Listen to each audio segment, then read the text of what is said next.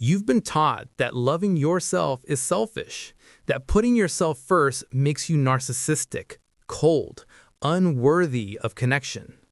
They told you that sacrifice is love, that shrinking yourself makes room for others, that the smaller you become, the more lovable you are. And so you spent years building altars to other people's comfort. You learned their languages and forgot your own. You became fluent in accommodation, in anticipation, in the quiet art of erasure. You convinced yourself it was kindness. But here's the truth they never wanted you to know. The love you've been giving away so freely was never yours to spend. It was borrowed, stolen even, taken from the one person who needed it most, you. And now you're here, exhausted, resentful, wondering why no amount of devotion ever fills the hollowness inside you. Why the more you give, the emptier you feel. Because you can't pour from a reservoir you've drained dry. This audiobook isn't about becoming more lovable. It's not about fixing yourself so others will finally see your worth. This is about the revolution that happens when you stop waiting for permission to take up space. When you realize that loving yourself isn't preparation for being loved by someone else. It's the entire point. This is about learning to be the first person who stays, the first person who believes you, the first person who chooses you fiercely and without apology. No one is coming to save you. And that, against everything you've been taught, is the most liberating truth you'll ever hear. Chapter 1. The Permission You Never Needed. There's a moment that comes for everyone. It arrives quietly, usually in the middle of an ordinary day. You're driving home from work, or washing dishes, or lying awake at 3 a.m, and suddenly you feel it. The weight. Not the weight of responsibility or stress, though those are there too. This is different, heavier, more suffocating. It's the accumulated mass of every time you said yes when you meant no. Every boundary you didn't set because you feared the consequences. Every version of yourself you edited, compressed, and diluted so someone else could feel comfortable. You've been carrying other people's expectations like they were oxygen tanks keeping you alive, but they've been suffocating you instead. Here's what no one tells you about self-love. It doesn't begin with affirmations or bubble baths or listing things you're grateful for. Those things are fine, they have their place, but they're decoration on a house with a crumbling foundation. Real self-love, the kind that changes everything, begins with a single terrifying realization. You don't need anyone's permission to choose yourself. Not your mother's, not your partner's, not your bosses or your best friends or the strangers on the internet who have opinions about how you should live. You are not a democracy. Your life is not up for a vote. And yet you've been running campaigns your entire existence, trying to win approval, collecting endorsements, measuring your worth by how many people show up to your rallies. The exhaustion you feel isn't burnout. It's the soul-deep fatigue of living according to a referendum that never ends. Psychologists call this external locus of control, the belief that your value, your safety, your worthiness exist outside of you, dependent on other people's perceptions and reactions. But here's the revelation. The moment you were born, you had every permission you'll ever need. You didn't ask to exist. You arrived whole, complete, worthy, without justification. A baby doesn't earn the right to be fed. A child doesn't need to prove they deserve protection. Worth isn't acquired through performance, it's inherent. Somewhere along the way, you forgot that. You started believing love was conditional, that acceptance required modification, that belonging meant betrayal of self. So you learned to perform, to predict, to preempt disappointment by becoming whatever the room required. You became a masterpiece of adaptation, and in the process, you lost the original. Think about the last time someone asked you what you wanted, really wanted, and you had no answer. Or worse, your first instinct was to wonder what they wanted to hear. That pause, that blank space where your desire should be, that's the cost of spending years prioritizing everyone else's needs above your own. You become so good at reading rooms that you forgot how to read yourself. But your body remembers. It keeps the receipts. The tension in your jaw is every word you didn't say. The knot in your stomach is every boundary you swallowed. The exhaustion that sleep doesn't fix is the accumulated debt of self-abandonment. Your body is not betraying you. It's begging you to come home. Self-love isn't a luxury you add after you've taken care of everyone else. It's not the reward you get for being good enough, productive enough, selfless enough. It's the foundation, the oxygen mask you put on first so you don't pass out mid-flight. And here's the part that will feel uncomfortable at first. Choosing yourself will disappoint people. It will. The people who benefited from your self-neglect will call you selfish. They'll accuse you of changing. They'll remind you of who you used to be, as if the exhausted, resentful, disappeared version of you was somehow better. They'll make you feel guilty for setting boundaries. And you'll be tempted to believe them, to apologize, to shrink back into the shape they preferred. Don't. Because the people who truly love you, who see you as a full human being rather than a resource to be extracted, will celebrate your expansion. They'll make room for your no's. They'll honor your boundaries. They'll love you more fiercely as you become more fully yourself. And the ones who don't, they were never in love with you. They were in love with your compliance. There's a name for the practice of constantly adapting yourself to make others comfortable. It's called fawning. It's a trauma response, a survival strategy you developed when being yourself felt dangerous. Maybe it was.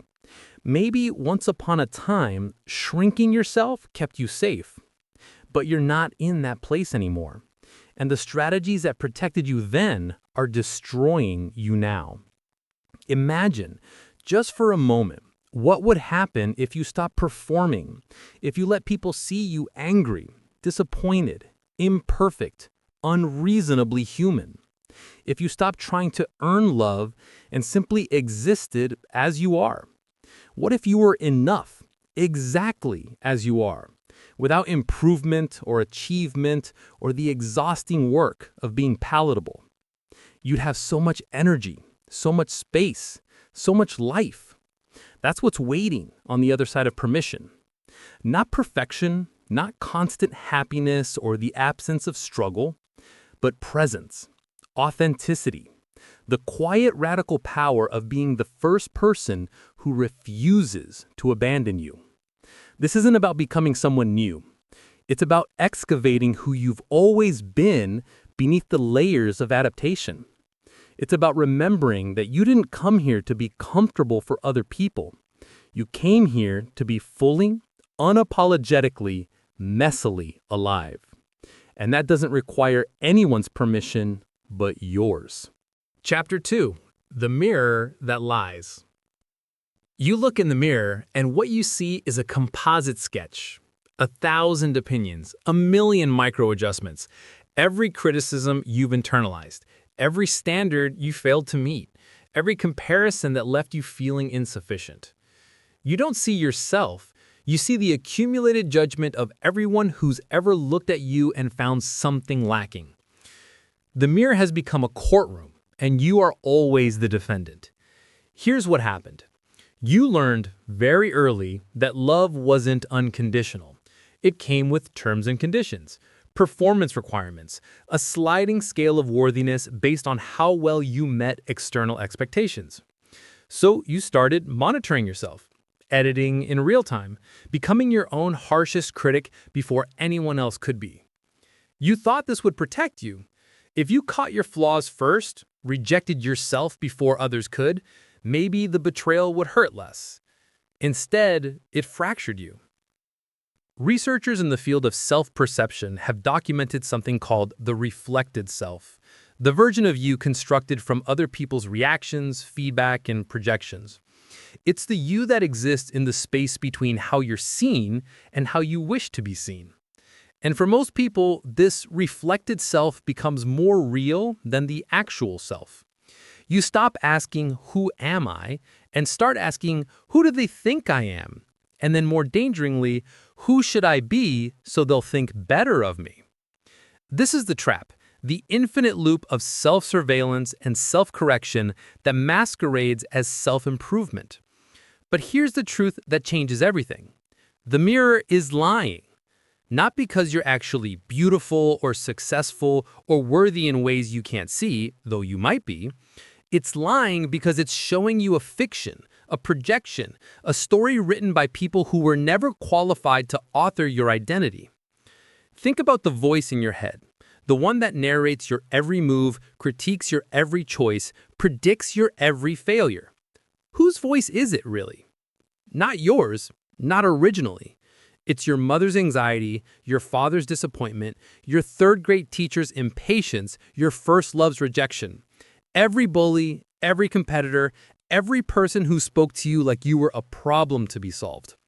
You've internalized an entire committee of critics, and you've given them veto power over your self-worth. They sit in your head, deliberating, and you wait for their verdict like it's objective truth. But it's not. It never was. It's just noise, just the echoes of other people's wounds projected onto you. And you've been treating it like gospel.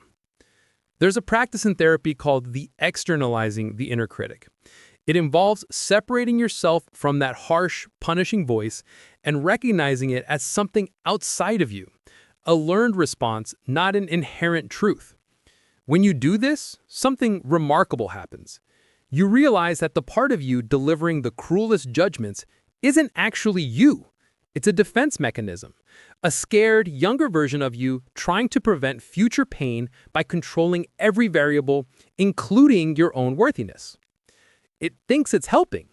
It believes that if it's brutal enough, demanding enough, unforgiving enough, you'll finally become acceptable. But all it's done is make you a stranger to yourself. Self-love doesn't mean silencing that voice. It means recognizing it for what it is, outdated software running on fear. And then choosing, consciously and repeatedly, to listen to something deeper. Not the voice that compares, not the voice that catastrophizes, not the voice that weaponizes your imperfections against you.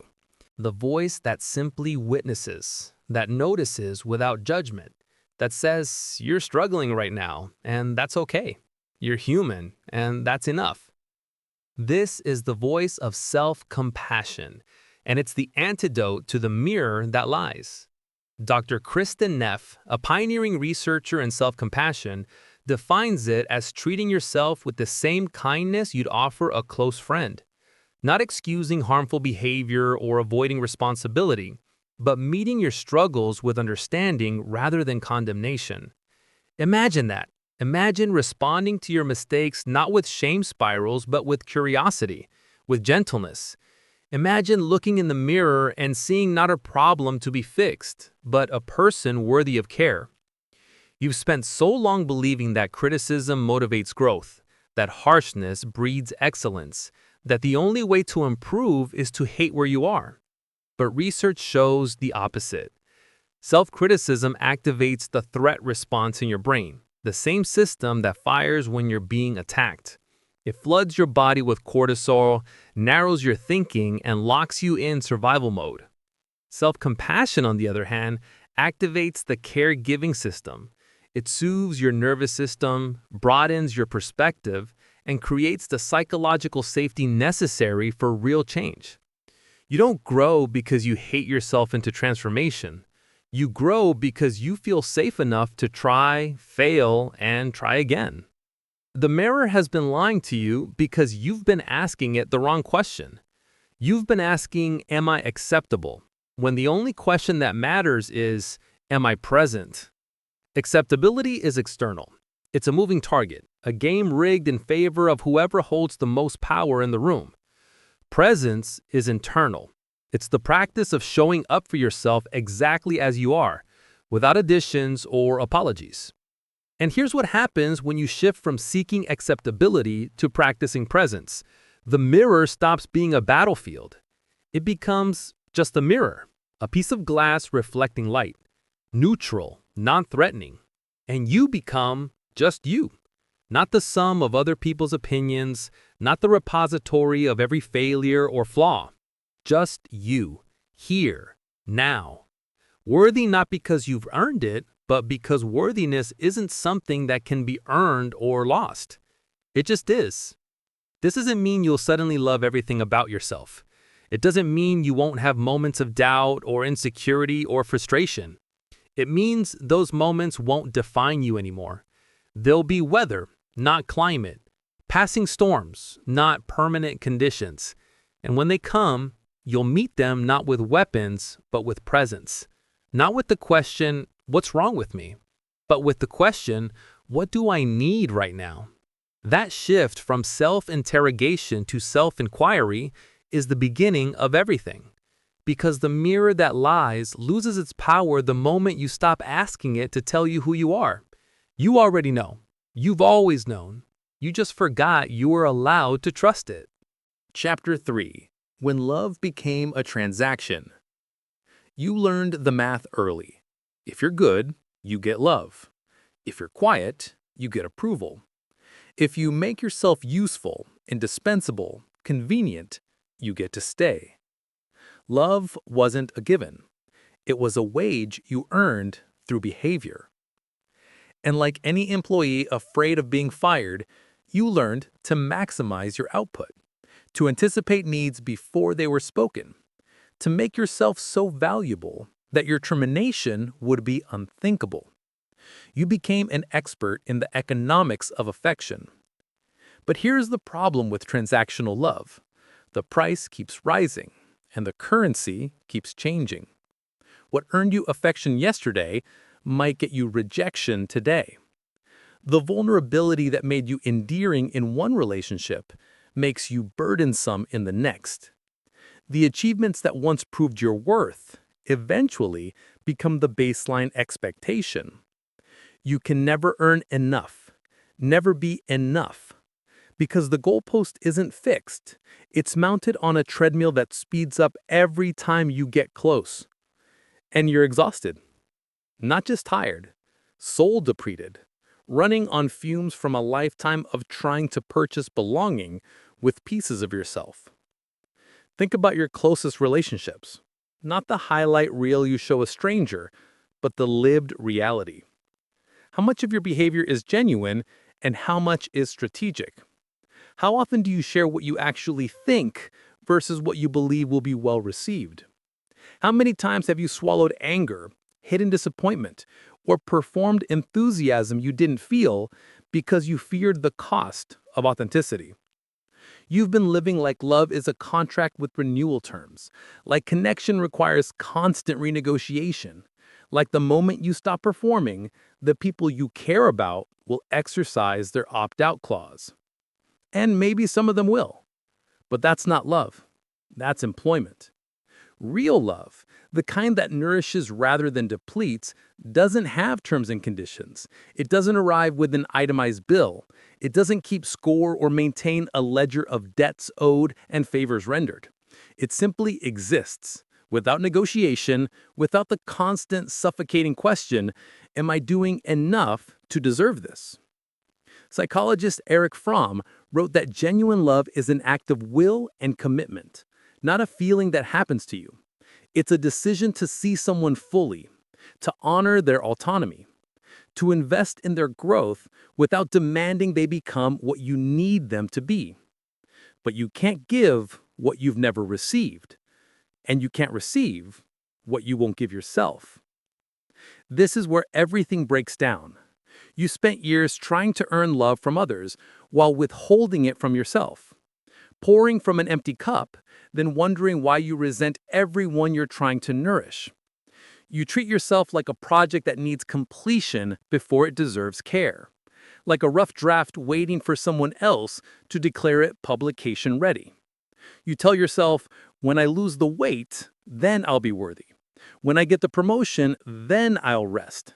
When I fix my anxiety, heal my trauma, become the person I should be, then I'll deserve my own compassion. But that day never comes. Because you've set aren't about achievement, they're about control.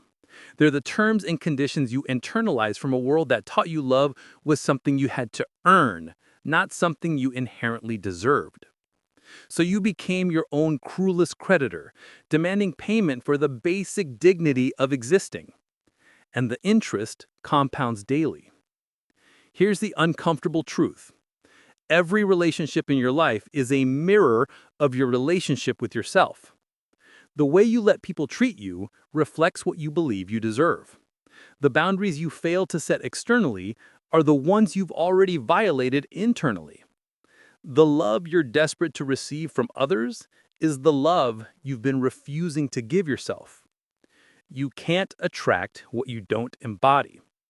If you treat yourself like you're conditionally worthy, acceptable only when you're productive, pleasant, perfect, you'll magnetize people who treat you the same way. Not because you're broken or damaged or doing something wrong, but because you're teaching people how to value you by demonstrating how you value yourself. They're just following your lead. Imagine this. You meet someone who constantly apologizes for existing, who qualifies every statement with, "I'm probably wrong, but," who shrinks themselves in every conversation, preemptively making room for everyone else. What would you think of them?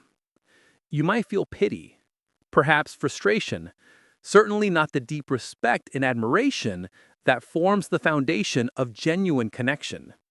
Now, imagine that person is you. How many times today did you apologize for things that didn't require an apology? How many times did you minimize your needs, your preferences, your perspective, so someone else could feel more important? You've been teaching people that you're optional, interruptible, negotiable, and they believed you. Not because they're cruel, but because you were convincing. The transactional model of love is seductive because it offers the illusion of control. If love is something you earn, then you can manage the variables, work harder, be better, optimize yourself into worthiness. But it's a trap. A rigged game designed to keep you striving and never arriving. Because the love you're chasing, the external validation that will finally make you feel complete, doesn't exist. Not because people are incapable of loving you, but because no amount of external affirmation can fill an internal void. You could have 1,000 people tell you you're worthy, and you still wouldn't believe it if you don't believe it yourself. The only love that completes you is the love you give yourself. Not as a reward for achievement, not as compensation for suffering, not as something you earn through relentless self-improvement. Just because you're here. Just because you exist. That's the revolution. Unconditional self-love doesn't mean you never want to grow or change. It doesn't mean you excuse harmful behavior or avoid accountability. It means you stop making your basic humanity conditional on meeting impossible standards. It means you treat yourself like someone worth caring for, even when you fail, even when you're difficult, even when you're nothing like the person you thought you'd be by now. Especially then. Here's what happens when you stop treating love like a transaction. The relationships that were built on your self-abandonment begin to crumble. The people who loved your compliance more than your complexity will walk away. The dynamics that required your silence will dissolve. The connections sustained by your constant accommodation will reveal themselves as hollow. And it will hurt. You'll be tempted to go back, to renegotiate, to prove that you can be the person they needed if they'll just give you another chance. Don't. Because on the other side of that ending is space. Space for relationships built on mutuality instead of obligation. For connections that celebrate your wholeness instead of requiring your fragmentation. For love that doesn't cost you yourself. You'll discover that the people who truly see you have been waiting for you to stop performing. That the intimacy you've been craving requires the vulnerability you've been avoiding. That being fully yourself is the only way to be fully loved. Not by everyone, not even by most people, but by the right people. The ones who matter. The ones who were never asking you to be anyone other than who you are. And, most importantly, by yourself. Because the moment you stop treating your own love like something you have to earn, everything changes. You stop auditioning for your own life. Stop waiting for permission to take up space. Stop measuring your worth by other people's capacity to recognize it. You become the source, not the seeker. And that shift from transactional to unconditional, from earning to existing, is the difference between survival and actually living. The ledger you've been keeping, the mental spreadsheet of everything you owe and everything you're owed, burn it. You don't owe anyone a version of yourself that cost you your peace. And no one owes you love as payment for your performance. Love, real love, isn't commerce. It's presence. It's choice. It's the radical act of showing up for yourself and others without an invoice. And it starts the moment you decide you're worth loving, not because of what you do, but because of what you are. Human. Imperfect. Here. That's enough. It's always been enough. You just forgot you were allowed to believe it. Chapter 4. The Altar of Other People's Opinions. There's a shrine you built without meaning to. It sits in the center of your life, and you've been worshiping there for years, adding offerings, lighting candles, bowing low before it, hoping for a blessing that never quite arrives. The altar of other people's opinions. Every decision you make passes through it first. Every choice filtered through the question, what will they think? They, the amorphous, omnipresent jury of everyone and no one, the imagined audience that watches your every move, ready to deliver judgment. You dress for them. You speak for them. You edit your social media posts 17 times, trying to strike the perfect balance between authentic and palatable, interesting and non-threatening. You've become a performance artist in your own life, and the performance never ends. But here's what you don't realize. The audience you're performing for doesn't exist. Not in the way you think they do. The people you're so afraid of disappointing are mostly too busy worrying about their own performances to scrutinize yours. They're not watching you with the intensity you imagined. They're not cataloging your failures or keeping scorecards of your inadequacies.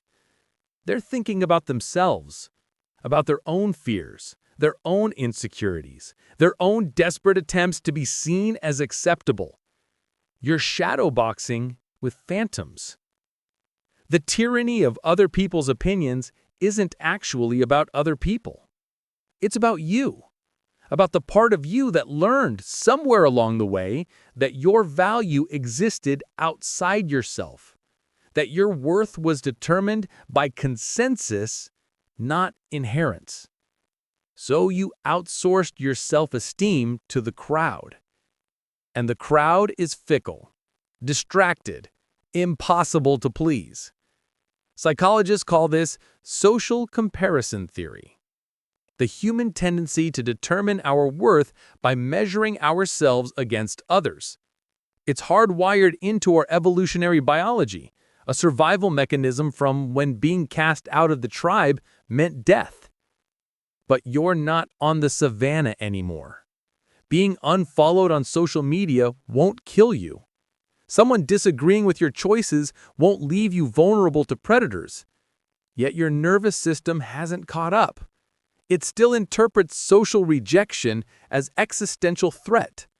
So you do whatever it takes to stay in the tribe's good graces, even when it means betraying yourself. Think about the last time you made a decision purely based on what you wanted, without considering how it would look to anyone else. Can you even remember? Or has every choice been a calculation, a risk assessment of social approval versus disapproval? You want to change careers, but what will your parents think? You want to end a relationship, but what will people say? You want to pursue something unconventional, but what if you fail publicly? So you stay, you perform, you live according to the script of acceptability, all while wondering why you feel so disconnected from your own life. Because you're not living your life. You're living the life you think other people will approve of. And there's a special kind of loneliness that comes with that.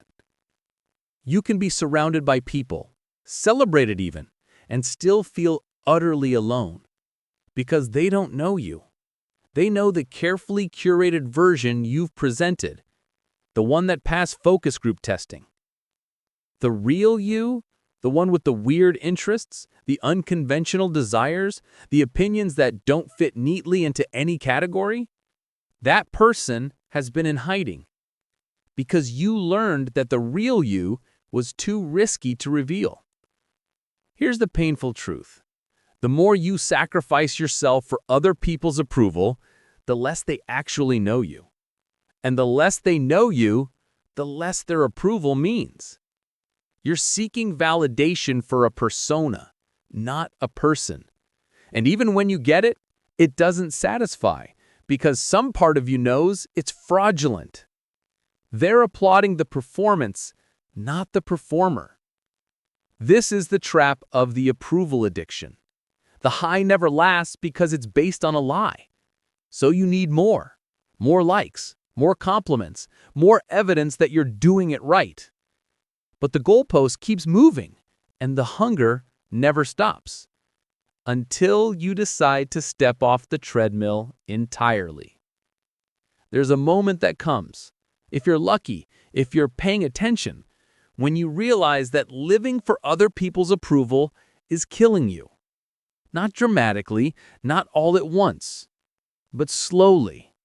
A daily erosion of authenticity, a gradual disappearance of the self.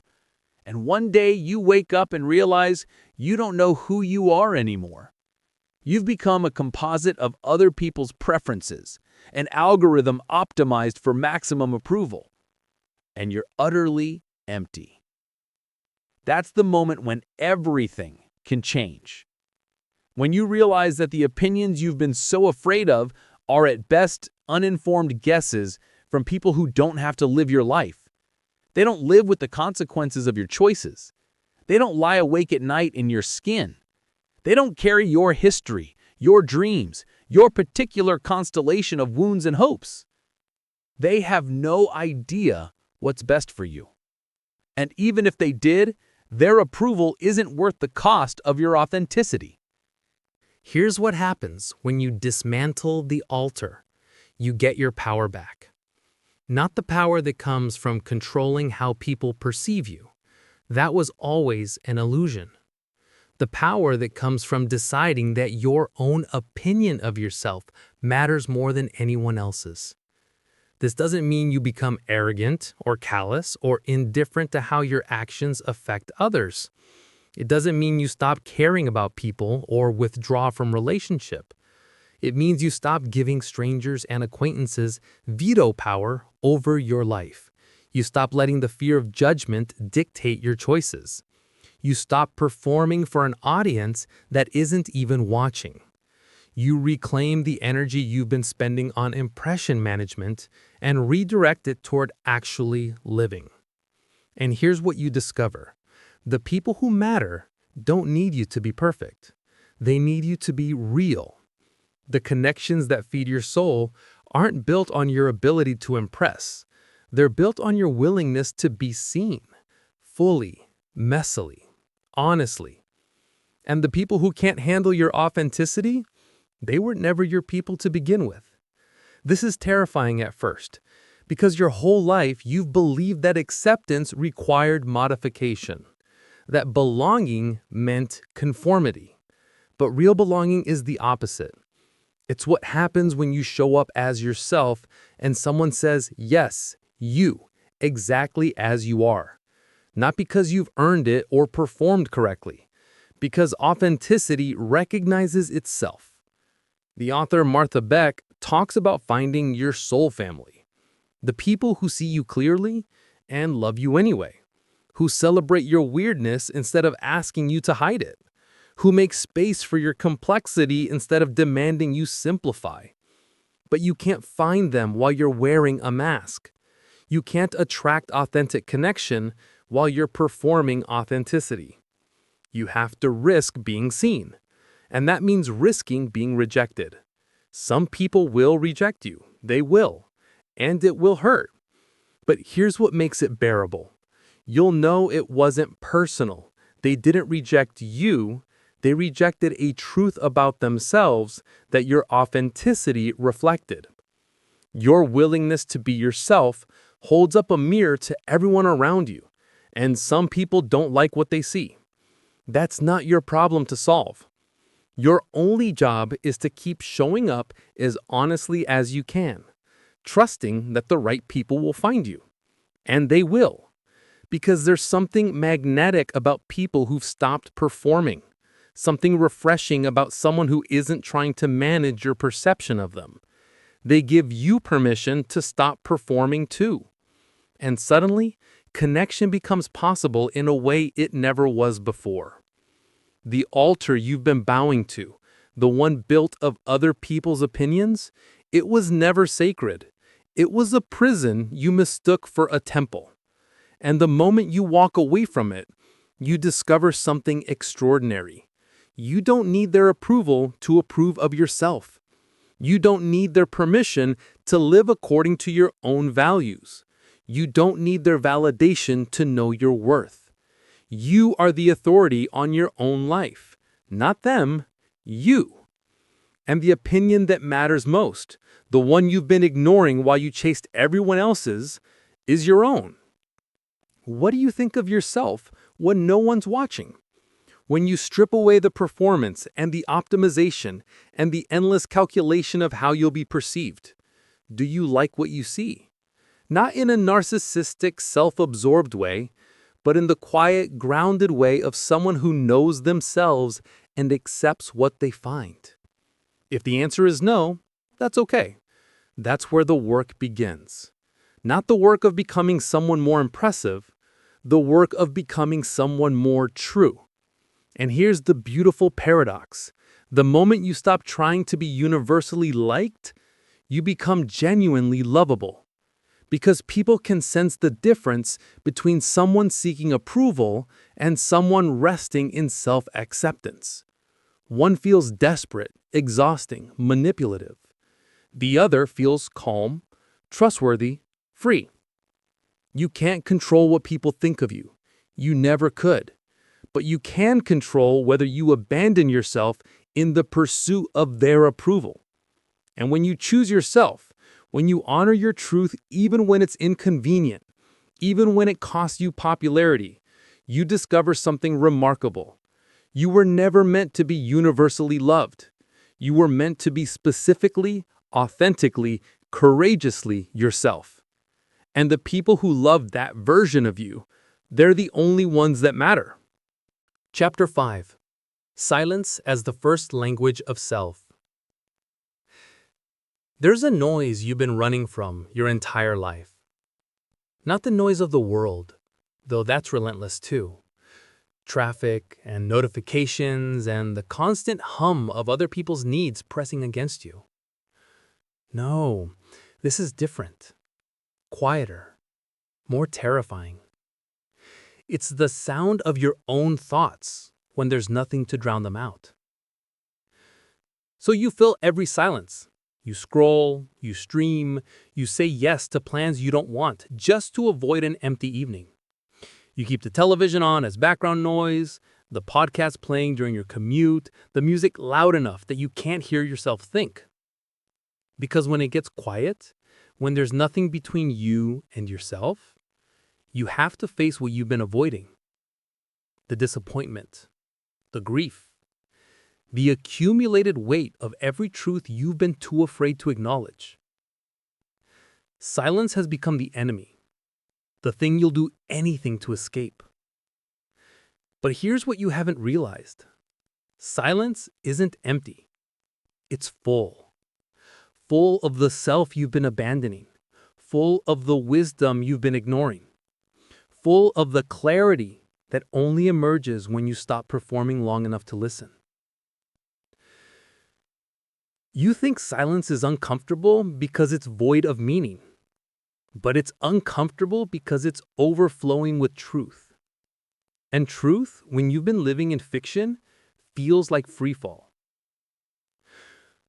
We live in a culture that's terrified of stillness, that equates busyness with importance, constant productivity with worth, that treats rest like laziness, and introspection like self-indulgence.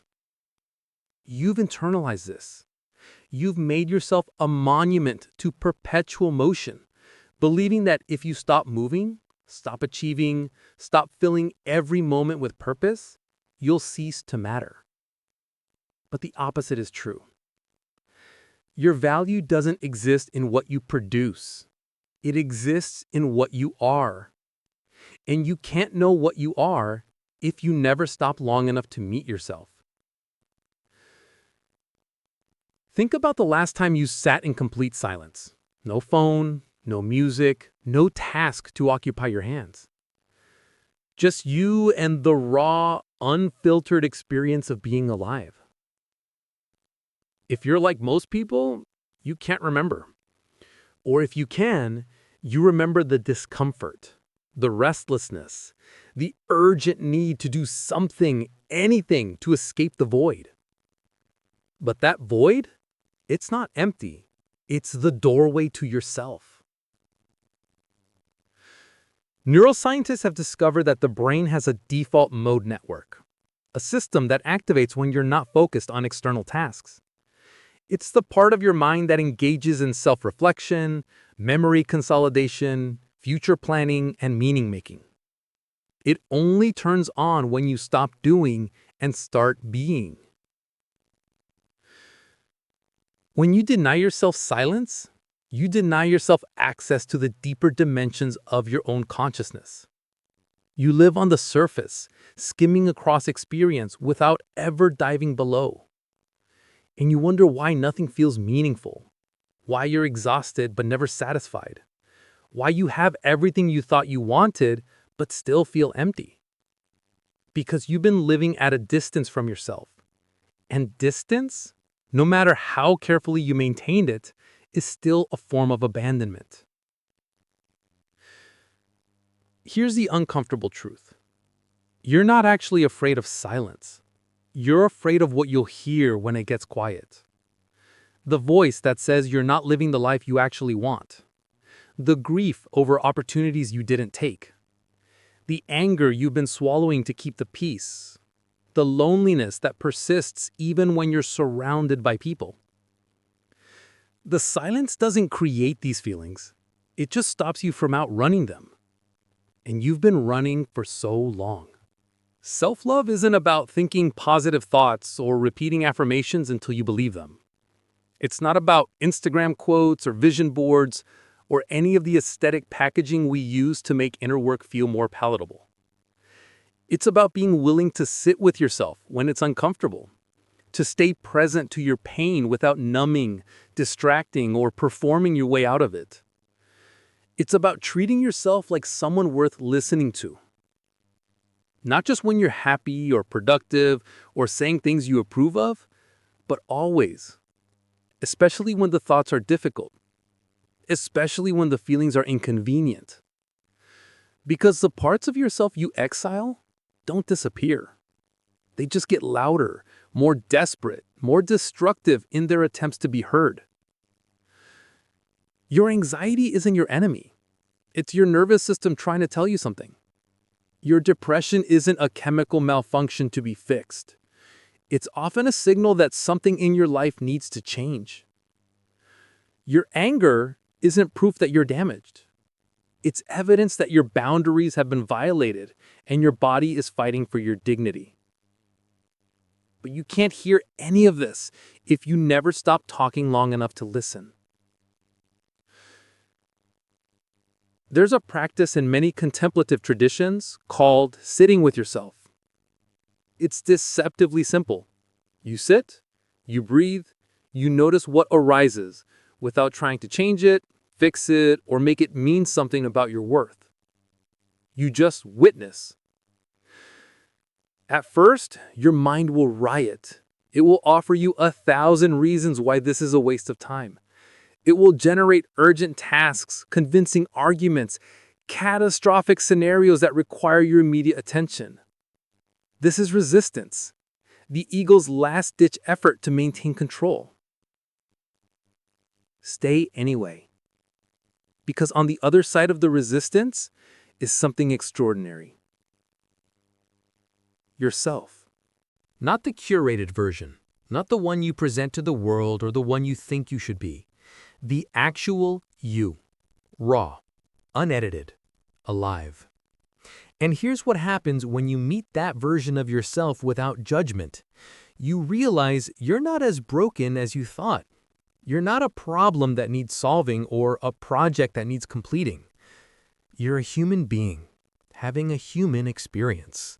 And that experience includes pain, confusion, contradiction, and beauty in equal measure. The silence teaches you this, not through words, but through presence.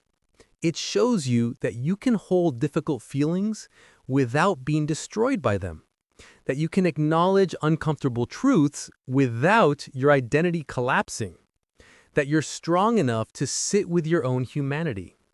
And that strength, the capacity to be with yourself without flinching, is the foundation of everything else.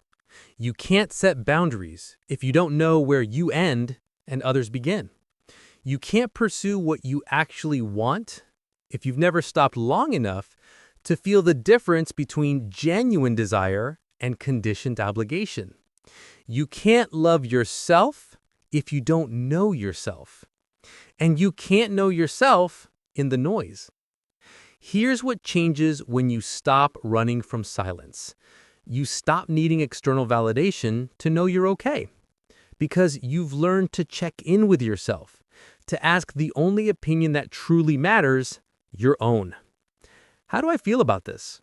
What do I actually need right now? Is this aligned with who I am or who I think I should be? These questions require silence to answer. They can't be crowded out by other people's voices, cultural expectations, or the endless scroll of comparison. They need space, stillness, the willingness to sit with uncertainty until clarity emerges. And it will emerge, not as a lightning bolt of revelation, but as a quiet knowing that builds slowly, like dawn. You start to recognize the difference between your authentic voice and the internalized critic, between your genuine needs and the ones you've adopted to please others, between the life you're living and the life you're being called to live. This recognition doesn't come from trying harder or thinking more.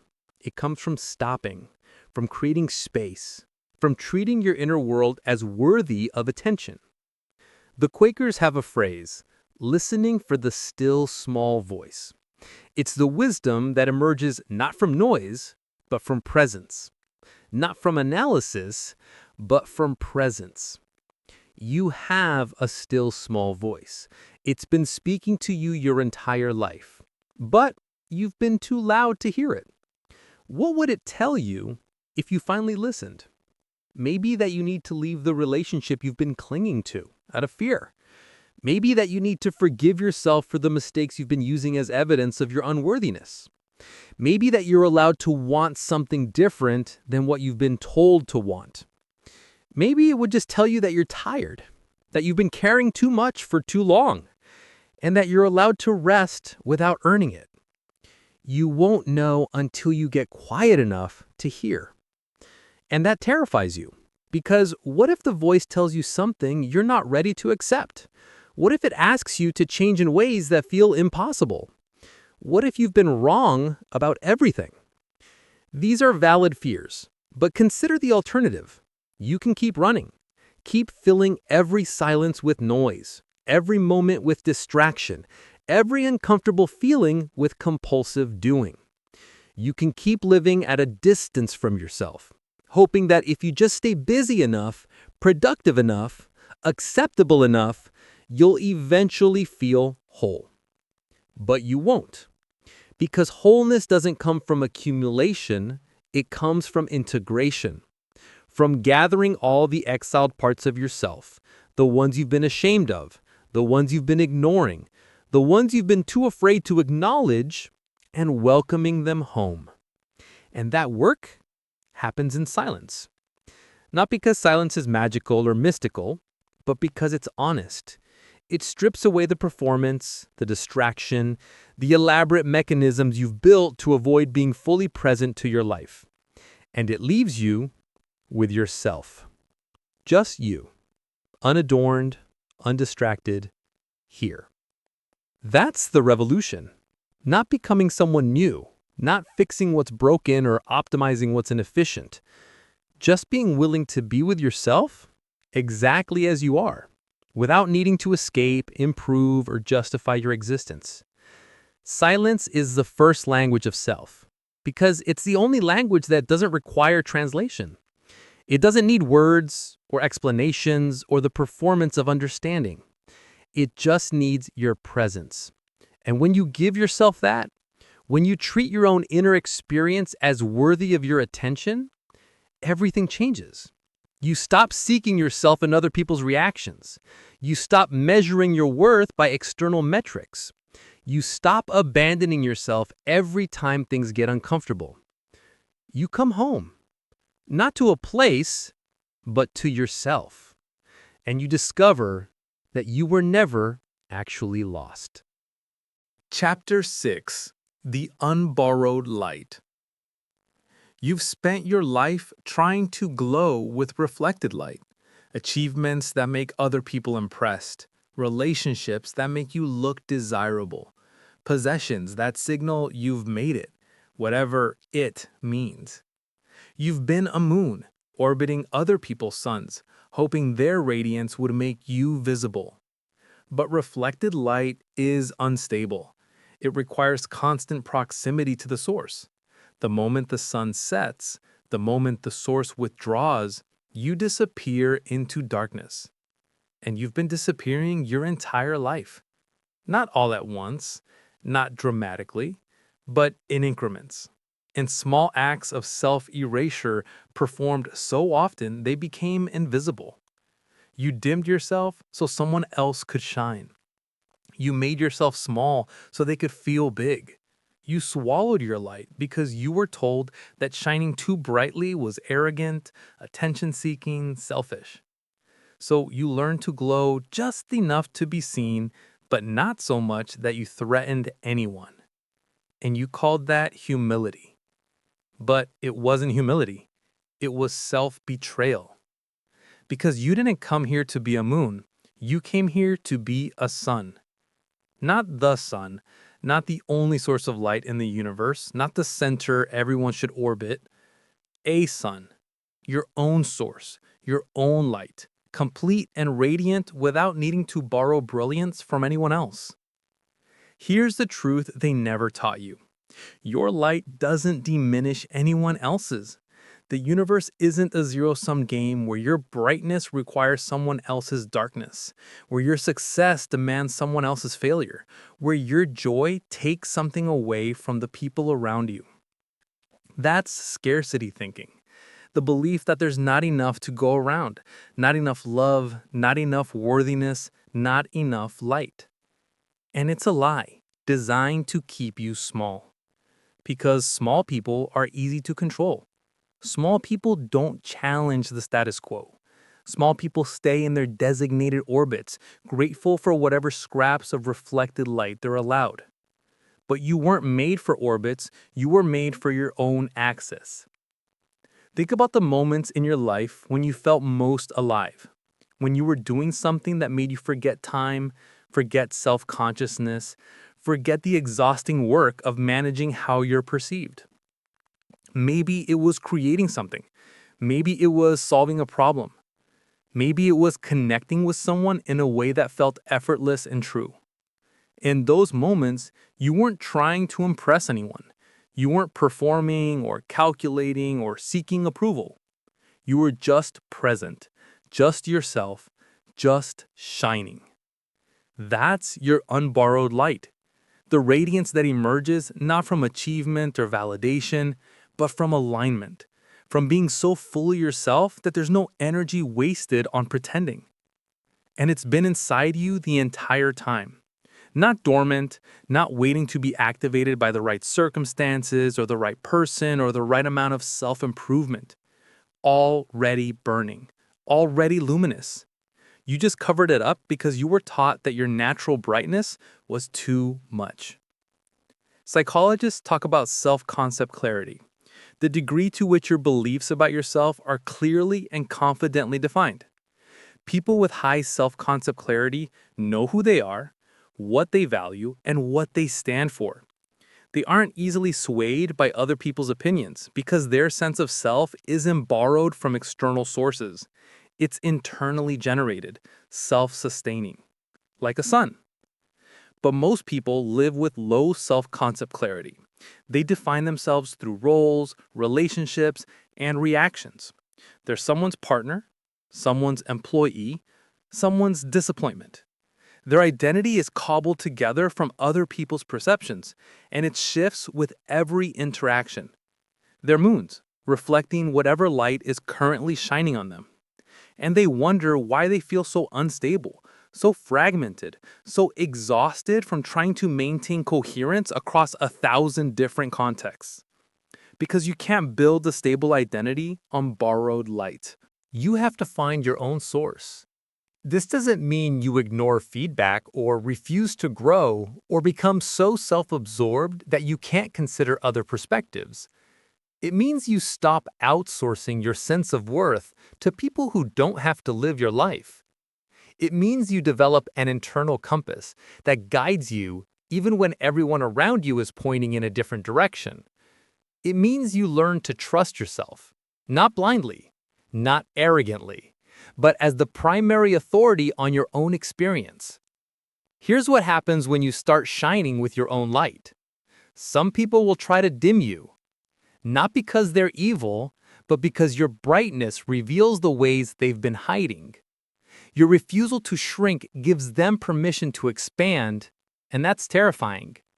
It's easier to ask you to dim than to risk shining themselves. They'll call you selfish, arrogant, too much. They'll remind you of every time you failed, every flaw you have, every reason you should be humble, as if humility requires self-diminishment. And you'll be tempted to believe them, to pull back, to apologize for taking up space. Don't. Because their discomfort with your light is not your responsibility to manage. Your responsibility is to keep shining, not to prove something, not to dominate or diminish others, but to honor the truth of who you are. The poet Marianne Williamson wrote, "Your playing small does not serve the world. There is nothing enlightened about shrinking so that other people won't feel insecure around you." She's right. The world doesn't need more people pretending to be less than they are. It needs people brave enough to be fully themselves, to shine without apology, to take up the space they were always meant to occupy. It needs you at full brightness. Not someday, not when you're perfect or healed or worthy enough. now, as you are, flawed and uncertain, and still figuring it out. Because your light isn't about perfection, it's about presence. It's about showing up as the fullest version of yourself you can access in this moment, trusting that it's enough. And it is. It's always been enough. You've just been measuring yourself against an impossible standard. The airbrushed, curated, highlight reel version of other people's lives. But those versions aren't real. They're performances, carefully constructed illusions designed to look effortless. And you've been comparing your behind the scenes to everyone else's final cut. No wonder you feel inadequate. But here's the secret. Everyone is improvising. Everyone is uncertain. Everyone is afraid they're not enough.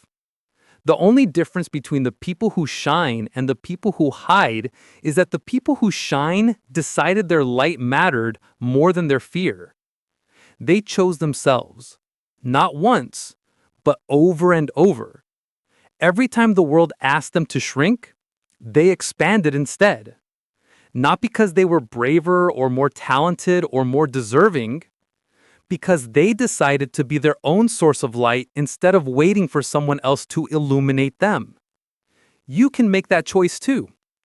Right now, in this moment, you can decide that your worthiness doesn't require external validation, that your light doesn't need anyone's permission to shine, that you're allowed to be brilliant, complex, contradictory, and still completely worthy of love. Not because you've earned it, not because you finally become the person you think you should be, but because you're here, because you exist, because your presence in this world is not a mistake or an accident, but a singular, irreplaceable expression of human possibility. The unborrowed light isn't something you have to find. It's something you have to uncover. It's been there all along. Beneath the shame and the self-doubt and the thousand ways you learned to make yourself smaller. Beneath the fear of being too much or not enough. Beneath the exhausting performance of acceptability, underneath it all, you've been burning.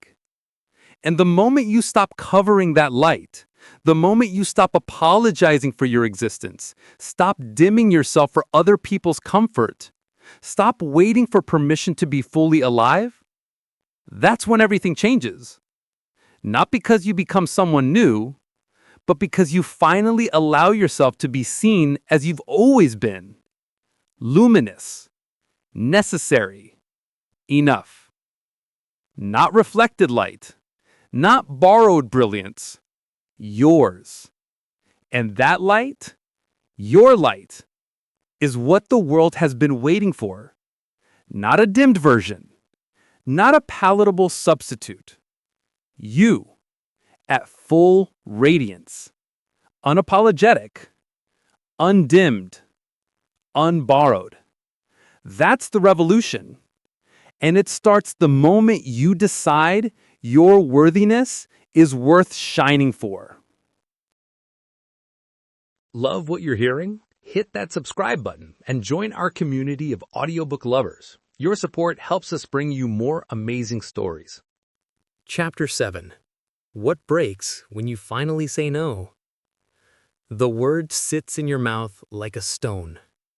Heavy, sharp-edged, impossible to swallow, but too dangerous to spit out.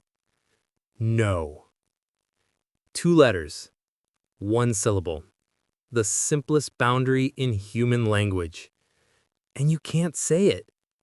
Not to your boss who keeps adding to your workload, not to your family who treats your time like it's communal property, not to your friend who only calls when they need something, not to the partner who's learned that your maybe always becomes yes if they just wait long enough.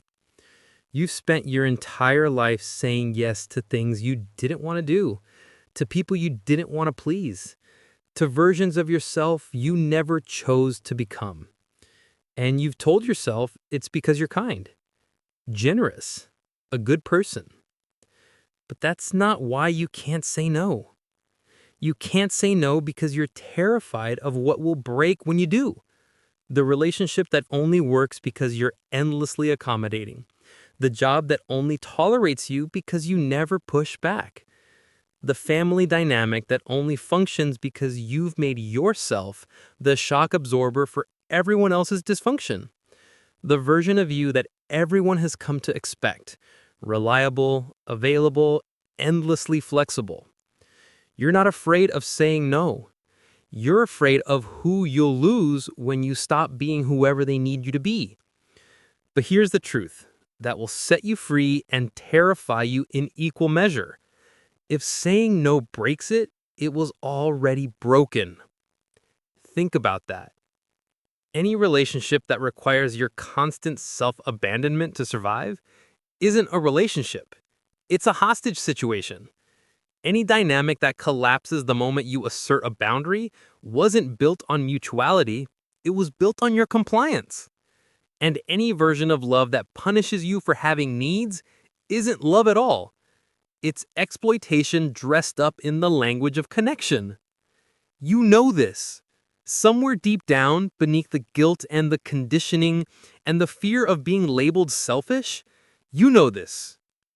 You know that the people who truly care about you will honor your boundaries. That real connection doesn't require self-erasure. That being loved shouldn't feel like being consumed. But knowing and doing are separated by a chasm of terror. Because when you've built your entire identity around being the person who helps, who gives, who never says no, asserting a boundary feels like detonating a bomb in the center of your life. And maybe it is. Maybe some things need to explode. Psychologists have identified something called compassion fatigue, a state of emotional, physical, and spiritual exhaustion that results from prolonged exposure to the suffering of others, particularly when you feel responsible for alleviating that suffering. It's what happens when caregiving becomes self-abandonment, when your empathy transforms into an inability to distinguish your needs from everyone else's. When you've given so much of yourself away that there's nothing left to give. You're not burned out because you're weak. You're burned out because you've been setting yourself on fire to keep other people warm. And now you're ash. The word no isn't cruelty. It's not selfishness. It's not evidence that you don't care. It's the fire extinguisher you've been refusing to use while you burn.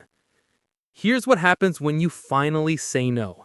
Really say it, without softening it or apologizing for it or cushioning it with elaborate explanations. First, there's shock. The people who've grown accustomed to your yeses will treat your no like a malfunction, like you've glitched. They'll wait for you to correct yourself, to remember who you're supposed to be. And when you don't, when you hold the boundary, they'll escalate. They'll remind you of everything they've done for you. Never mind that you never asked for most of it, that much of it came with invisible strings attached. They'll accuse you of changing, as if the exhausted, resentful, disappeared version of you was somehow more authentic than the one trying to reclaim your life. They'll make you feel guilty. They're experts at it. They've been training you for years. And you'll want to cave. Every fiber of your being will scream at you to take it back, to smooth things over, to return to the familiar agony of self-abandonment. Because at least that pain was predictable. Don't. Because on the other side of that discomfort is something you've never experienced. Respect. Not from everyone, not at first, maybe not from the people you most want it from, but from yourself. You'll respect yourself for finally honoring what you need, for finally treating your own well-being as non-negotiable, for finally acknowledging that your existence has inherent value, not just utilitarian purpose. Here's what else breaks when you say no. The illusion of control. You've been saying yes because you believed it would keep you safe. If you could just be indispensable enough, accommodating enough, selfless enough, they'd never leave you, never reject you, never expose the fear that's been driving you all along. that you're not actually lovable for who you are, that your worth is conditional, that the moment you stop performing, the moment you stop being useful, you'll be abandoned. So you became a vending machine of emotional labor, always available, always dispensing, always accepting crumpled dollar bills in exchange for your dignity. But you can't control other people's feelings or reactions. You never could. All you've been controlling is your own diminishment. And the moment you stop, the moment you say no, you lose that illusion. You're forced to confront the terrifying possibility that you can't manage your way into being loved. That love, real love, isn't something you earn through service. It's something freely given to the truth of who you are. And if it's not, it was never love to begin with. This realization will crack you open. It will force you to grieve all the years you spent believing your worth was negotiable, all the relationships you maintained at the cost of yourself, all the opportunities you missed because you were too busy being available for everyone else's dreams. Let yourself grieve. Let yourself rage. Let yourself feel the full weight of what you sacrificed in the name of being needed, because that grief is the doorway to liberation. Brené Brown writes about the difference between fitting in and belonging. Fitting in requires you to assess a situation and become who you need to be accepted. Belonging requires you to be yourself and trust that's enough. You've been fitting in your entire life, contorting yourself into spaces that were never designed for your shape. Saying no is how you start belonging, first to yourself, and then to the people and places that can actually hold you. But here's the hard part. Not everyone will make that journey with you. Some people will choose the version of you that served them over the version of you that's real. They'll opt out, walk away, prove that their affection was always conditional on your compliance. And it will hurt like hell. You'll be tempted to blame yourself, to believe that if you'd just been better at setting boundaries gently, or if you'd waited for the right moment, or if you'd explained yourself more clearly, they would have understood. But you can't set a boundary gently enough for someone who's determined to violate it. You can't choose the right moment for someone who doesn't want you to choose yourself at all.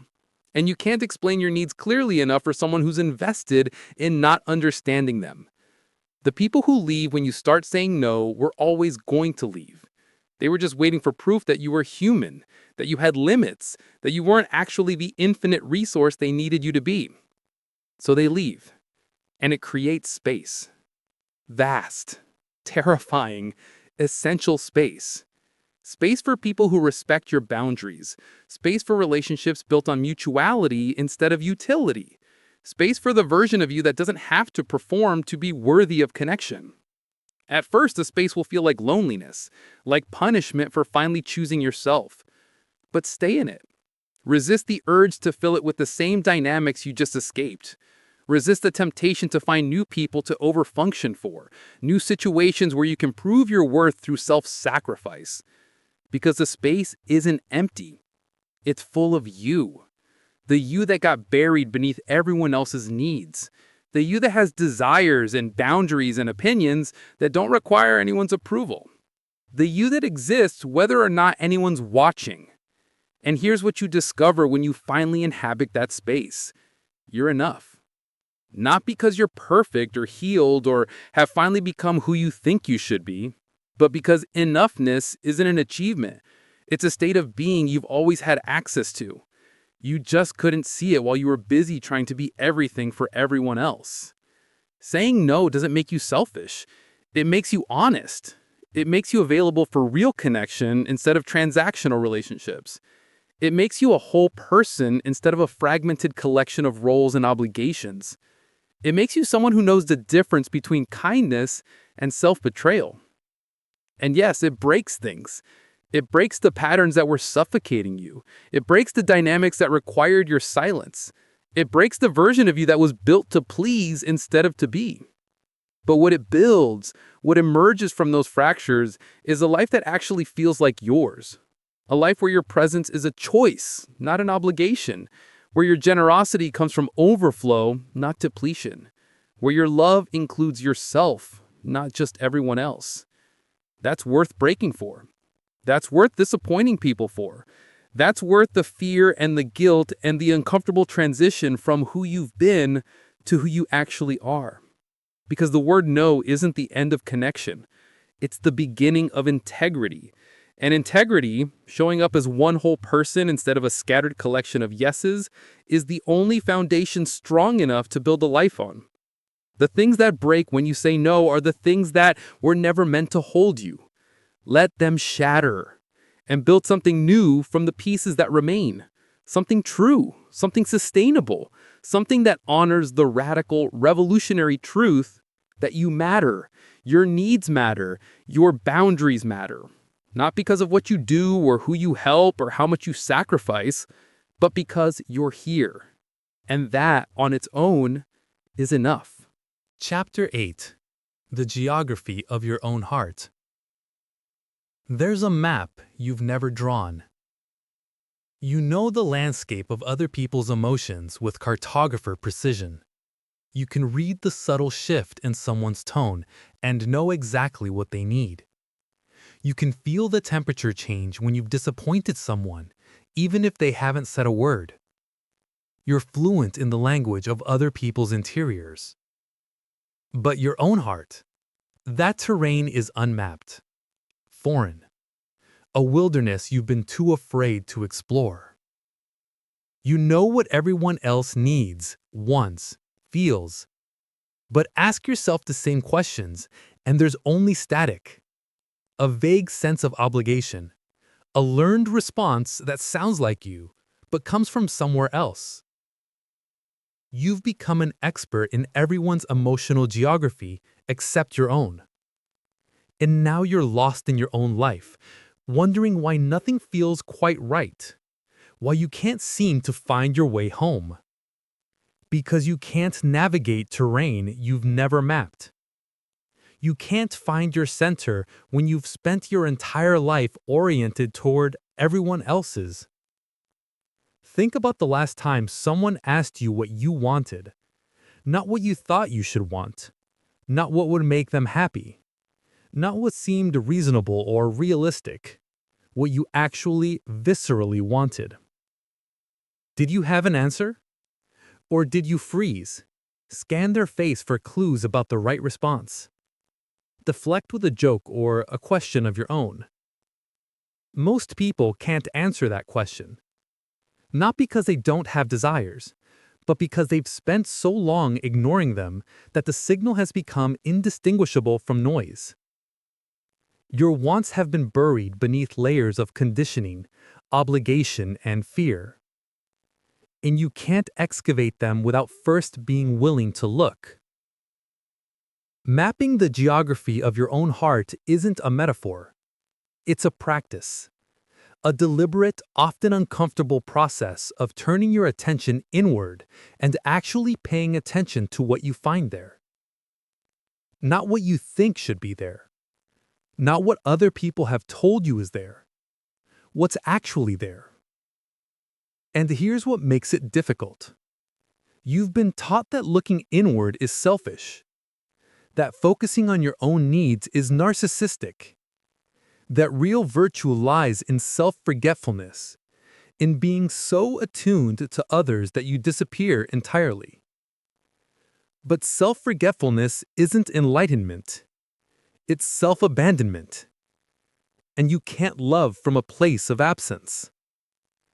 The psychologist Carl Rogers talked about the organismic valuing process, the innate capacity we're all born with to know what we need, what nourishes us, what feels right. Babies have it. They cry when they're hungry, sleep when they're tired, turn away from things that feel bad and toward things that feel good. It's not selfishness, it's wisdom. The body's inherent intelligence about what supports life and what diminishes it. But you were taught to override that intelligence, to ignore your hunger because it wasn't mealtime, to suppress your tears because they were inconvenient, to smile when you were angry, to be quiet when you had something to say, to accept touch that felt wrong because refusing would be rude. You learned that your internal compass was less reliable than external expectations. And slowly, over years of practice, you lost the ability to read it. Now you stand in the middle of your own life with no idea which direction is north. Here's how you start. You ask. Not once. Not in a moment of crisis when the question is loaded with urgency and consequence, but regularly, gently, with genuine curiosity about what you'll discover. What do I need right now? Not what you should need. Not what would make you a better person. Not what would solve all your problems. What do you need in this moment to feel a little more alive, a little more yourself? Maybe it's rest. Maybe it's movement. Maybe it's silence, or music, or the presence of a specific person. Maybe you don't know, and that's okay. The practice isn't about having the right answer. It's about reestablishing the connection between the question and your internal experience. It's about remembering that you're allowed to ask, that your needs are worthy of your attention, that listening to yourself isn't an indulgence, it's a requirement for a life that feels like yours. At first, the answers will be quiet, tentative, easily drowned out by the louder voices of obligation and expectation. But if you keep asking, if you keep listening, they'll get stronger. You'll start to notice patterns, things that consistently deplete you, even if you can't articulate why. Things that restore you, even when they seem insignificant. You'll begin to recognize the difference between what you want and what you've been conditioned to want, between desire and obligation, between your voice and the chorus of everyone you've ever tried to please. This is the map making, this slow, patient practice of attention. And it changes everything. Because once you know your own geography, once you understand what nourishes you and what diminishes you, what aligns with your values and what violates them, you can make choices that actually serve your life instead of just managing other people's comfort. You can say yes to the things that expand you and no to the things that contract you, not because you're selfish, but because you're finally paying attention. Here's what you'll discover as you map this terrain. There are parts of your heart you've been avoiding for years, griefs you never processed, angers you never expressed, desires you never allowed yourself to feel because they seem too big, too inconvenient, too threatening to the life you'd already built. You've built walls around these territories, marked them as dangerous, and oriented your entire life around not going there. But the walls don't make them disappear. They just make them louder. And eventually, what you refuse to feel doesn't go away, it governs you from the shadows. Your unacknowledged grief becomes depression. Your unexpressed anger becomes resentment. Your ignored desires become a vague, persistent sense that something's missing even when you have everything you thought you wanted. The only way through is to go there, to approach the territories you've been avoiding and see what they're trying to tell you. Not to wallow in pain or indulge every passing emotion, but to listen, to honor the information these feelings carry about what matters to you, what you've lost, what you need. There's a concept in internal family systems therapy called unblending, the practice of separating yourself from a particular emotion so you can be with it instead of being consumed by it. You're not your anger. You're the one experiencing anger. You're not your sadness. You're the one who's sad. This distinction creates space. It allows you to hold your emotions with compassion instead of being hijacked by them. It allows you to explore the geography of your heart without fear of getting lost there. And what you find when you explore might surprise you.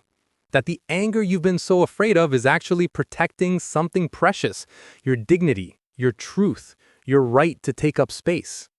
That the sadness you've been running from is actually grief for the life you wanted but didn't choose, or the version of yourself you had to abandon to be accepted. That the desire you've been suppressing is actually the thread that leads you back to yourself, to the light that's waiting on the other side of permission.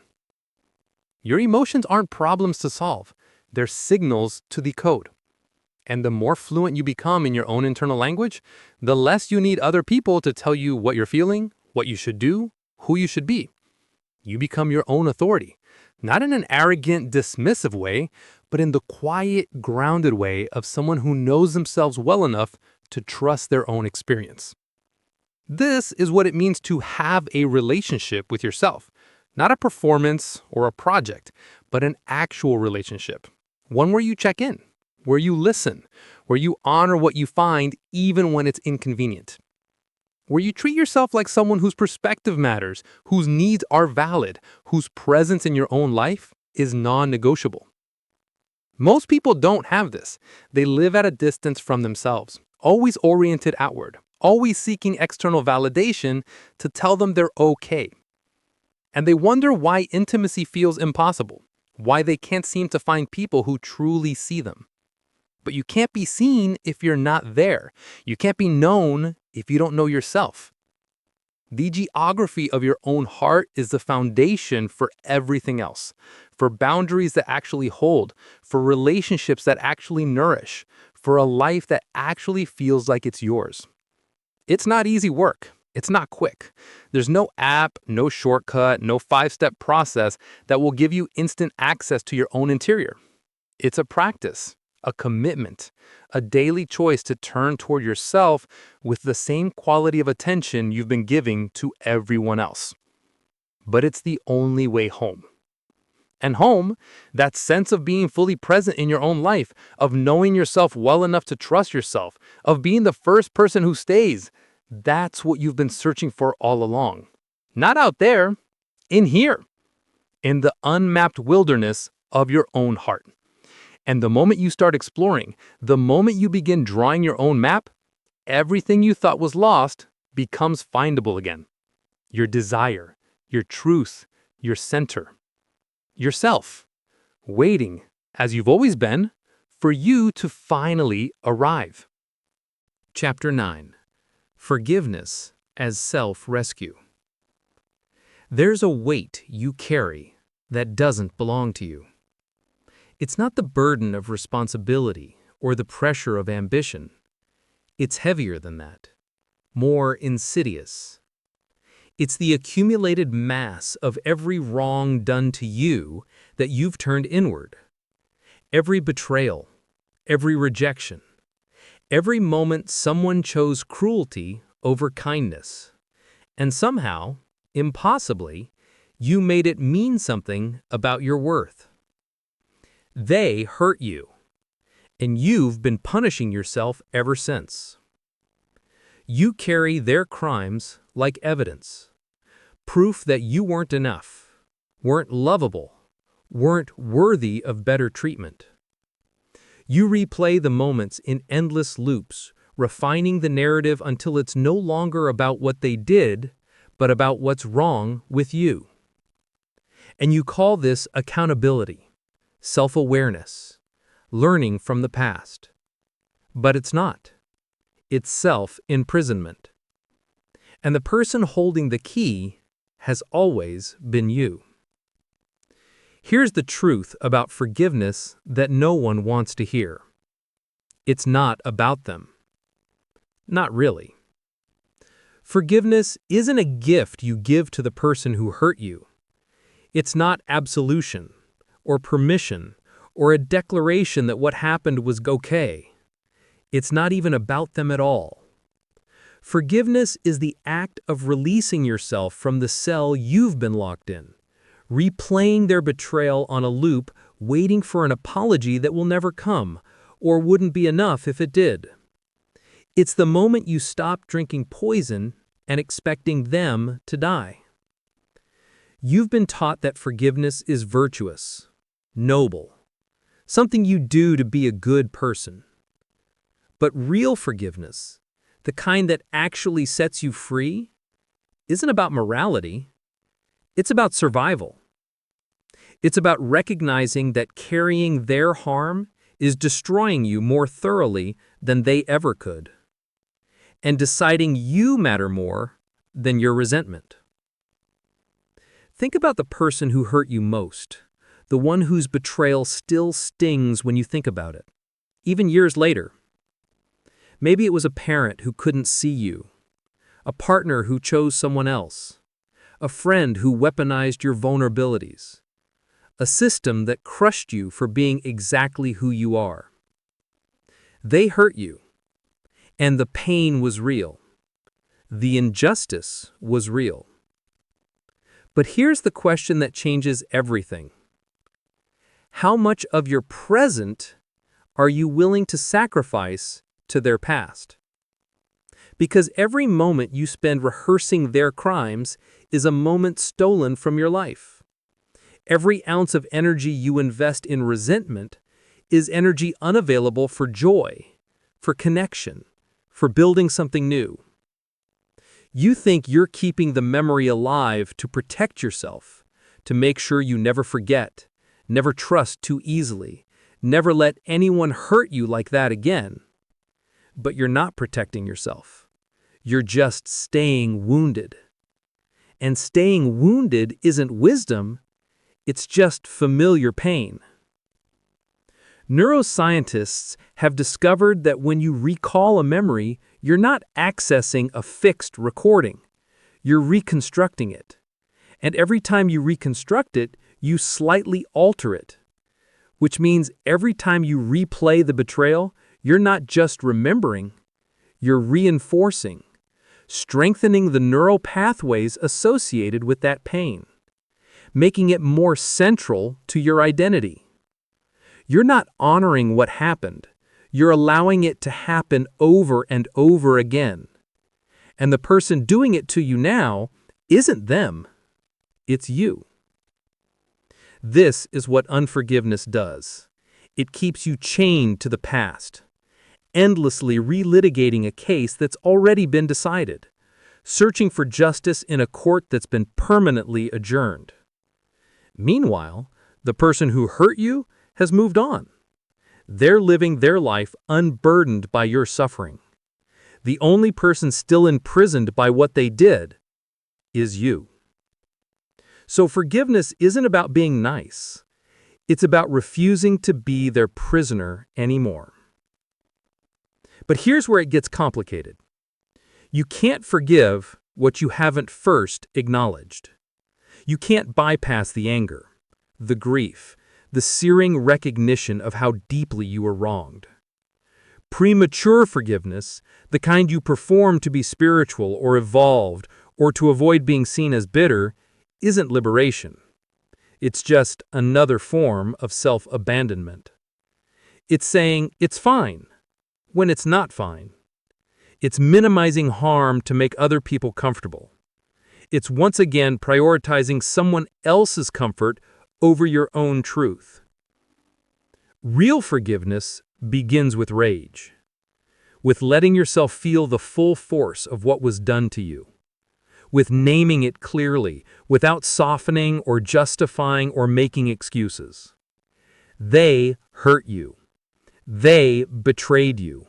They failed you in ways that mattered, and you have every right to be furious about it. This rage isn't the opposite of forgiveness. It's the doorway to it, because you can't release something you haven't first held. Author and teacher Jack Kornfield talks about forgiveness as a process, not an event. It's not something you do once and complete. It's something you return to, layer by layer, as you're ready. First, you acknowledge what happened. Then you feel the feelings you've been avoiding. Then you grieve what was lost. Then slowly, you begin to separate the person you are now from the person who was hurt. You realize that what happened to you is part of your story, but it isn't the whole story. That you are more than what was done to you. That your identity isn't defined by your wounds. And eventually, not immediately, not easily, but eventually, You arrive at a place where the person who hurt you no longer has power over your present, where the memory still exists, but it doesn't govern you, where you can acknowledge the harm without being consumed by it. That's forgiveness. Not forgetting, not condoning, not reconciling. Just releasing the stranglehold the past has on your future. But here's the deepest work, the part most people never get to. Forgiving yourself. Because the person you're actually most angry at isn't them, it's you.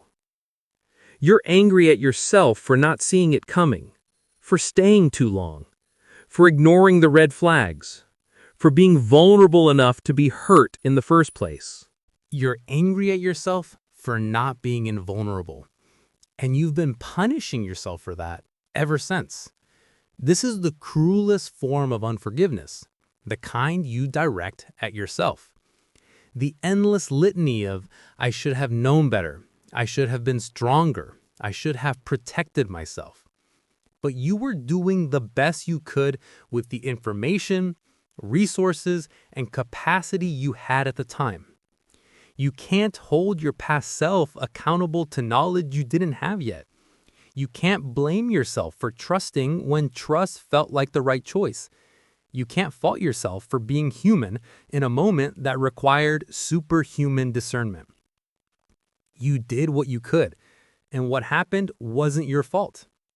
Even if you made mistakes, even if you ignored warning signs, even if you chose wrong, you still didn't deserve to be hurt.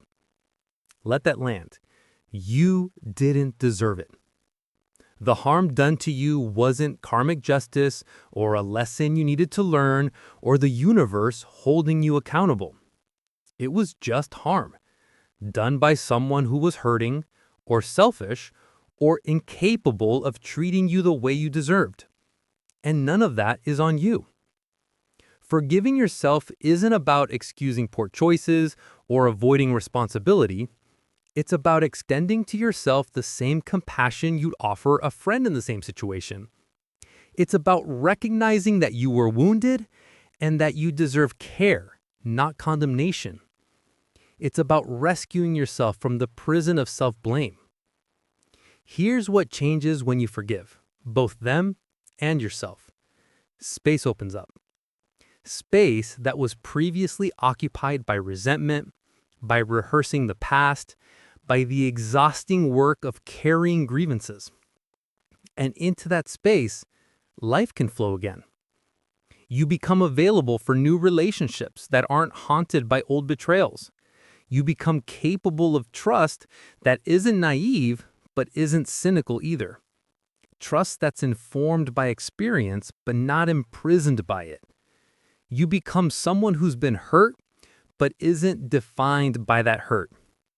Someone who knows that pain is part of life, not evidence of unworthiness. Someone who can hold their own history with tenderness instead of shame. And that version of you, the one who's walked through the fire and come out holding your own hand, that's the version that can actually love yourself.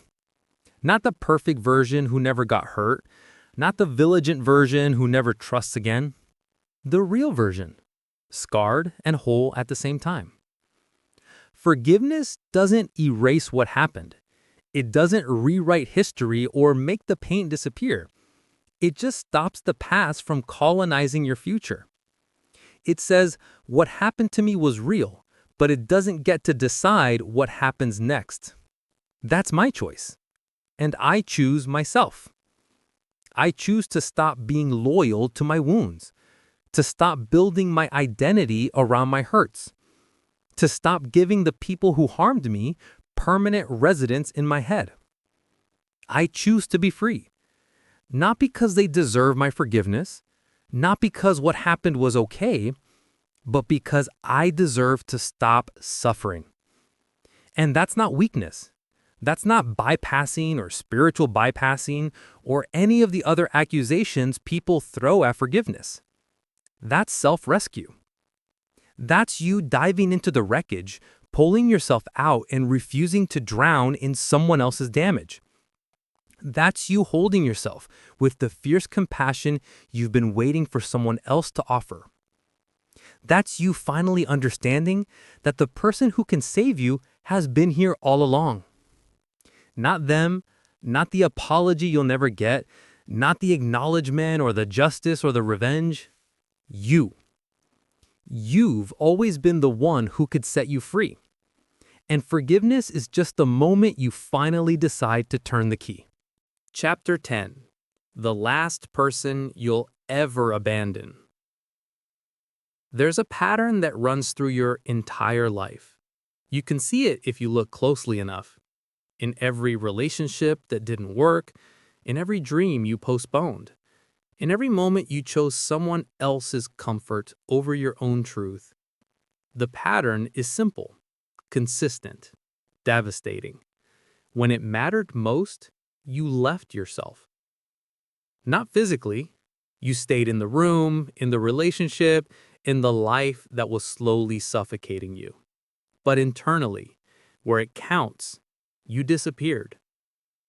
You abandoned your needs to keep the peace. You silenced your voice to avoid conflict. You betrayed your own knowing because someone else's certainty felt safer than your doubt. You've spent your entire life leaving yourself behind. And now you're standing in a life that looks nothing like what you wanted, surrounded by people who don't really know you, wondering how you got so far from home. This is how. One small abandonment at a time. One, it's fine, when it wasn't fine. One swallowed boundary, one ignored intuition, one more time you chose their approval over your integrity. Until you became a stranger to yourself. But here's the truth that changes everything. The promise that can rebuild what's been broken. You can be the last person you ever abandon. Not perfectly, not without stumbling, not without moments when the old pattern rises up and you're tempted to disappear again.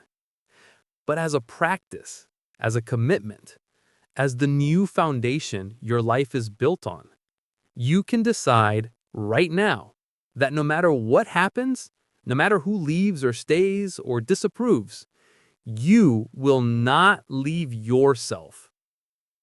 That you will be the one person who stays. This isn't a metaphor. It's a vow, a promise you make to the part of you that's been waiting, exhausted, and hopeful for someone to finally choose you. And it will be tested. Immediately. Relentlessly. The moment you commit to not abandoning yourself, every relationship and situation in your life that required your self-abandonment will rise up to challenge that commitment. People will ask things of you they've always asked, expecting the same answer they've always gotten. And you'll have to say no, or not yet, or let me think about it. And they won't understand. They'll be hurt, confused, maybe angry. And every cell in your body will scream at you to go back, to apologize, to fix it, to abandon yourself one more time to restore the familiar equilibrium. This is the moment everything hinges on. Because if you cave, if you prioritize their comfort over your commitment to yourself, you'll teach yourself that you're not trustworthy, that your promises to yourself don't count, that when it gets hard, you'll leave yourself just like everyone else did. But if you stay, if you hold the boundary, tolerate the discomfort, refuse to disappear, something extraordinary happens. You begin to trust yourself, not in the abstract, not as an aspiration, as a lived reality. You learn through repetition, through practice, through showing up for yourself again and again, that you're someone who keeps their word. That when you tell yourself, I won't abandon you, you mean it. And that changes everything. Dr. Dan Siegel, a psychiatrist specializing in interpersonal neurobiology, talks about earned secure attachment, the capacity to develop a secure sense of self even if you didn't receive secure attachment in childhood. You do it through a practice called self-attunement, consistently turning toward yourself with curiosity, compassion, and presence. It's the same process a good parent uses with a child. You notice what you're feeling, you validate it, you respond to your needs with care instead of criticism. You become the parent you needed, the friend you longed for, the partner you've been searching for. You become the person who doesn't leave. And your nervous system, which has been in survival mode for years, scanning every relationship for signs of impending abandonment, finally begins to relax. Because it knows. It knows that even if everyone else leaves, you won't. That no matter how dark it gets, how lonely, how difficult, you'll be there. And that knowledge, that bone-deep trust in your own presence, is what self-love actually is. Not affirmations, not bubble baths, not the aesthetic performance of self-care. The practiced, proven certainty that you will not abandon yourself. Think about what that would change. If you knew, without doubt, that you would honor your own boundaries, how would you show up differently in relationships? If you trusted that you'd validate your own feelings, how much less would you need from other people? If you believed that you'd choose yourself when it mattered, how much more risk could you take? How much more fully could you live? Everything. It would change everything. Because the fear that governs most of your life isn't actually fear of other people's judgment or rejection. It's fear that when they reject you, you'll agree with them, that you'll abandon yourself too, that you'll be alone, truly alone, because even you won't stay. But what if that wasn't true anymore? What if you became so committed to your own presence that no external rejection could make you leave yourself? What if you loved yourself so fiercely that other people's opinions became interesting data instead of devastating verdicts? That's not arrogance. That's not narcissism. That's liberation. That's what it feels like to finally come home to yourself. Here's what this looks like in practice. You start small. You make a promise to yourself, a simple one, and you keep it. Maybe it's, I'll go to bed when I'm tired instead of forcing myself to stay up. Maybe it's, I'll eat when I'm hungry. Maybe it's, I'll take 5 minutes today to sit quietly and just be with myself. It doesn't matter what the promise is. What matters is that you keep it. Because every kept promise builds trust. Every time you follow through, you prove to yourself that you're reliable. And slowly, promise by promise, day by day, you construct a relationship with yourself that can hold you. The promises get bigger. The stakes get higher. I'll leave the relationship that's draining me. I'll pursue the dream I've been putting off. I'll stop apologizing for taking up space. And you keep those promises too. Not perfectly, not without fear, but you keep them because you've built a foundation of trust with yourself and you're not willing to betray that anymore. This is the work. Not dramatic, not Instagram worthy, just consistent, daily, unglamorous showing up. Choosing yourself when it's inconvenient. Honoring your truth when it's uncomfortable. Staying present to yourself when every instinct screams at you to run. And the reward isn't that life becomes easy, or that you never feel lonely, or that everyone suddenly understands you. The reward is that you become unshakable. Not because you're invulnerable or have transcended your humanity, but because you know in your bones that you've got you. That no matter what happens, you won't leave.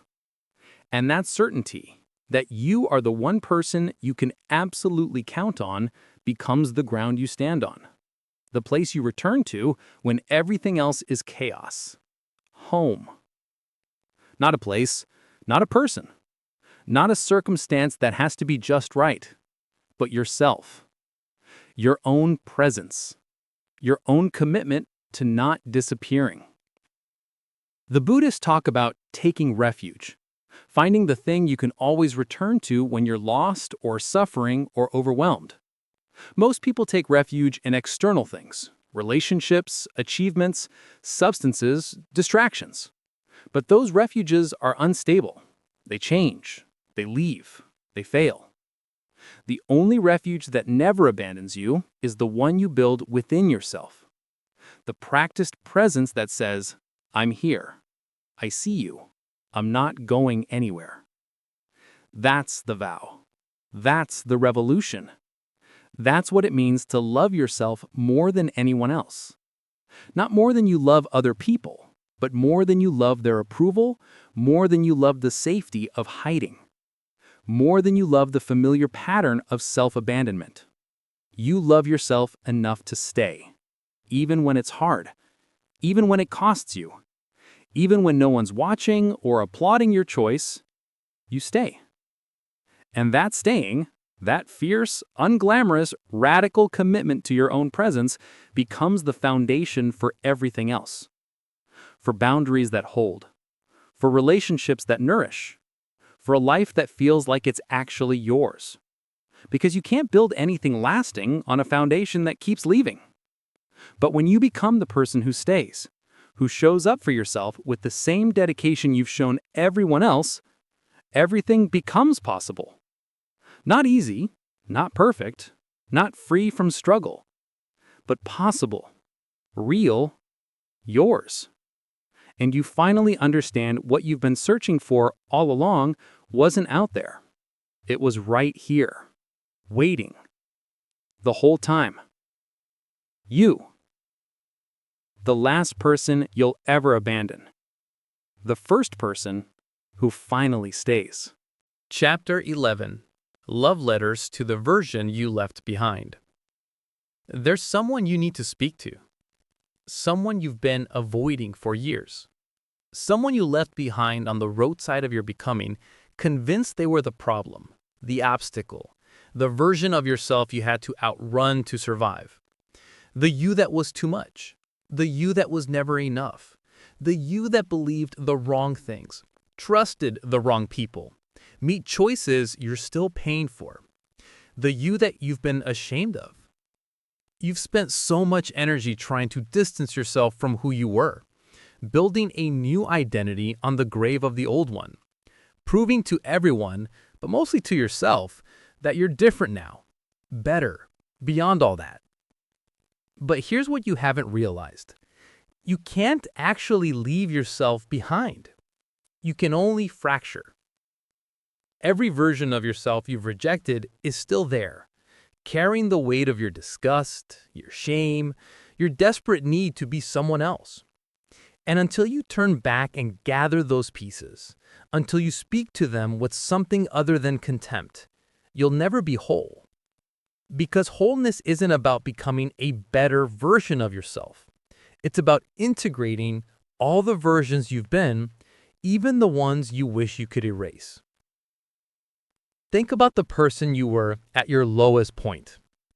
Maybe it was the version who stayed too long in a relationship that was destroying you. Maybe it was the one who made a choice you can't take back. Maybe it was the you who was so desperate for love that you accepted crumbs and called them kindness. When you think about that version of yourself, what do you feel? If you're honest, and this is hard to admit, it's probably not compassion. It's embarrassment, disgust, frustration, a burning need to say, I would never do that now, as if distancing yourself from who you were proves your evolution. You treat your past self like a stranger whose choices you can't understand, like someone fundamentally different from who you are today. But they're not a stranger. They're you. And they were doing the best they could with the awareness, the resources, the healing they had access to at the time. They didn't fail you. They survived with the tools they had. And they deserve something they've never received from you. Kindness. This is the practice you've been avoiding. The one that feels too vulnerable, too ridiculous, too much like letting yourself off the hook. Writing love letters to who you used to be. Not literally, though you could, but internally, energetically, with the full force of your attention and compassion. Turning toward the versions of yourself you've been trying to outrun and saying, I see you. I understand. I'm sorry I've been treating you like you were the problem. You weren't the problem. You were just hurting, and you did what hurt people do. You made choices from scarcity, from fear, from the belief that you had to settle for whatever love was available. But you're not there anymore. And the you that exists now has something the younger you desperately needed: perspective, compassion, resources, and the capacity to offer retroactive love to the version who never received it. Dr. Richard Schwartz, the founder of internal family systems therapy, talks about the exiled parts of ourselves, the younger versions we've locked away because they carry pain, shame, or experiences we don't want to claim. But these exiled parts don't disappear. They just run the show from the shadows. Your desperate need to prove yourself comes from the part of you that felt worthless. Your inability to trust comes from the part that was betrayed. Your pattern of self-sabotage comes from the part that believes you don't deserve good things. These aren't character flaws. They're protective strategies developed by younger versions of you who were just trying to survive. And they're still active because they've never been released. They're still waiting for someone, for you, to come back and tell them they're safe now, that they did good, that they can rest. You can do that right now. You can close your eyes and picture the version of yourself that you're most ashamed of, the one that you've been running from. And instead of turning away, instead of drowning them in criticism or justification, you can speak to them. I see how scared you were. I see how alone you felt. I see how hard you were trying to be loved, even when it cost you everything. I'm sorry I've been blaming you for not knowing things you had no way of knowing, for not being stronger when you were already caring so much. You weren't weak. You weren't stupid. You weren't broken.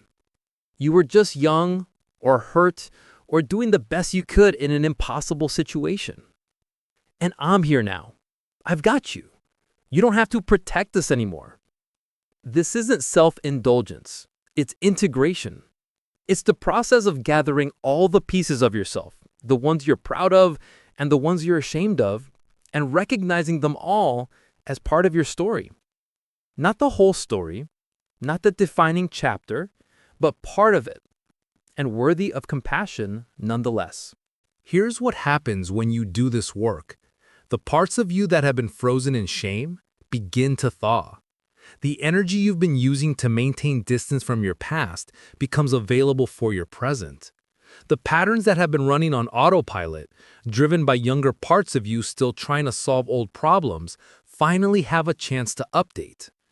You stop repeating the same dynamics because you finally address the wound that was driving them. You stop punishing yourself for who you used to be because you understand that every version of you was just trying to survive, to be loved, to find their way home. And that understanding creates space for something you've never fully experienced: self-acceptance. Not the conditional kind, I accept myself now that I've changed, but the radical kind. I accept all of me, including the parts I wish were different. This doesn't mean you excuse harmful behavior or avoid accountability. It doesn't mean you celebrate choices that hurt yourself or others. It means you stop treating your past self like an enemy and start treating them like a younger version of you who needed guidance, not condemnation, who needed love, not shame, and who deserves, finally, to be welcomed home. Think about the messages you've been sending yourself about who you used to be. I was so stupid back then. I can't believe I let that happen. I should have known better. Every one of those messages is a rejection, a door slammed in the face of a younger you who's still waiting to be accepted. What if you opened the door instead? What if you said, you made sense. Given what you knew, given what you'd been through, given what you believed about yourself, your choices made sense. They weren't the choices I'd make now. But I'm not you. I have healing you didn't have yet. I have distance you couldn't access. I have resources you couldn't imagine. And none of that makes you wrong. It just makes you earlier in the journey. This reframe from judgment to compassion doesn't change what happened, but it changes your relationship to what happened. It transforms your past from a source of shame into a source of understanding. It turns your mistakes into lessons without making you a bad student. It allows you to hold your history with tenderness instead of contempt.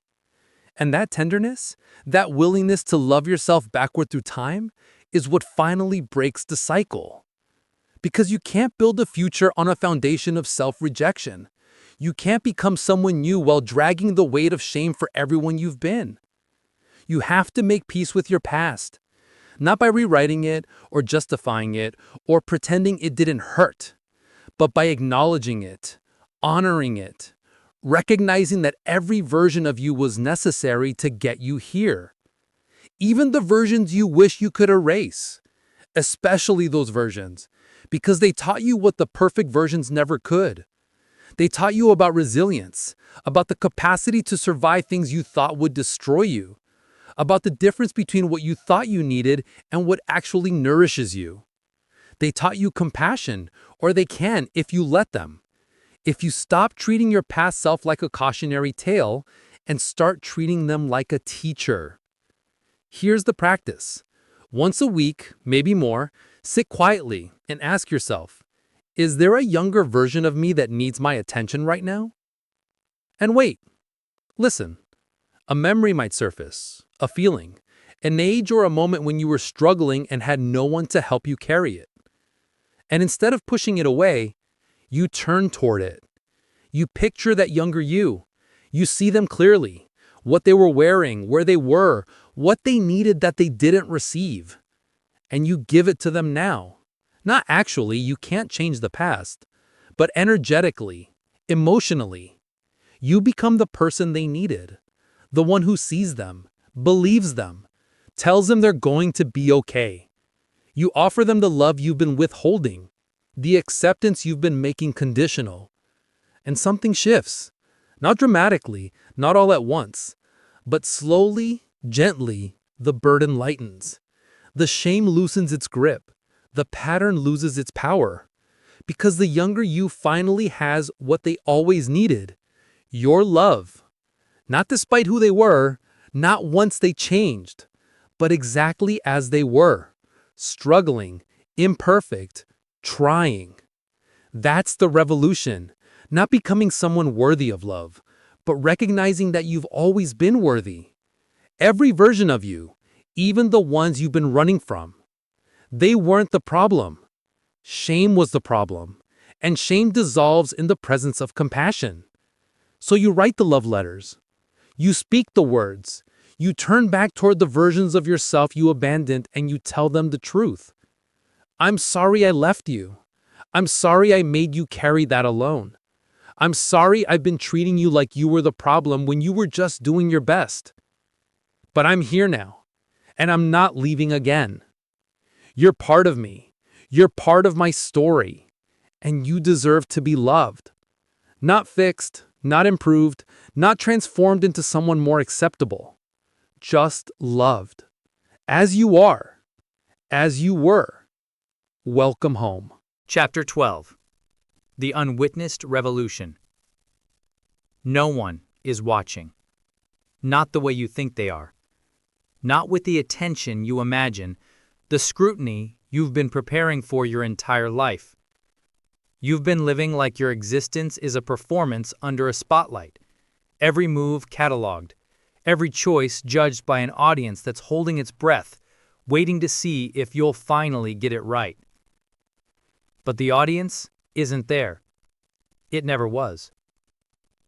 And the revolution happening inside you, this slow, unglamorous work of learning to love yourself, is unfolding in complete obscurity. No one's giving you credit for the boundary you finally held.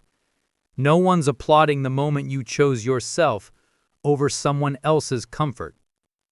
No one's tracking the internal shifts, the daily practice, the 1,000 small acts of self-loyalty that are rebuilding your life from the inside out.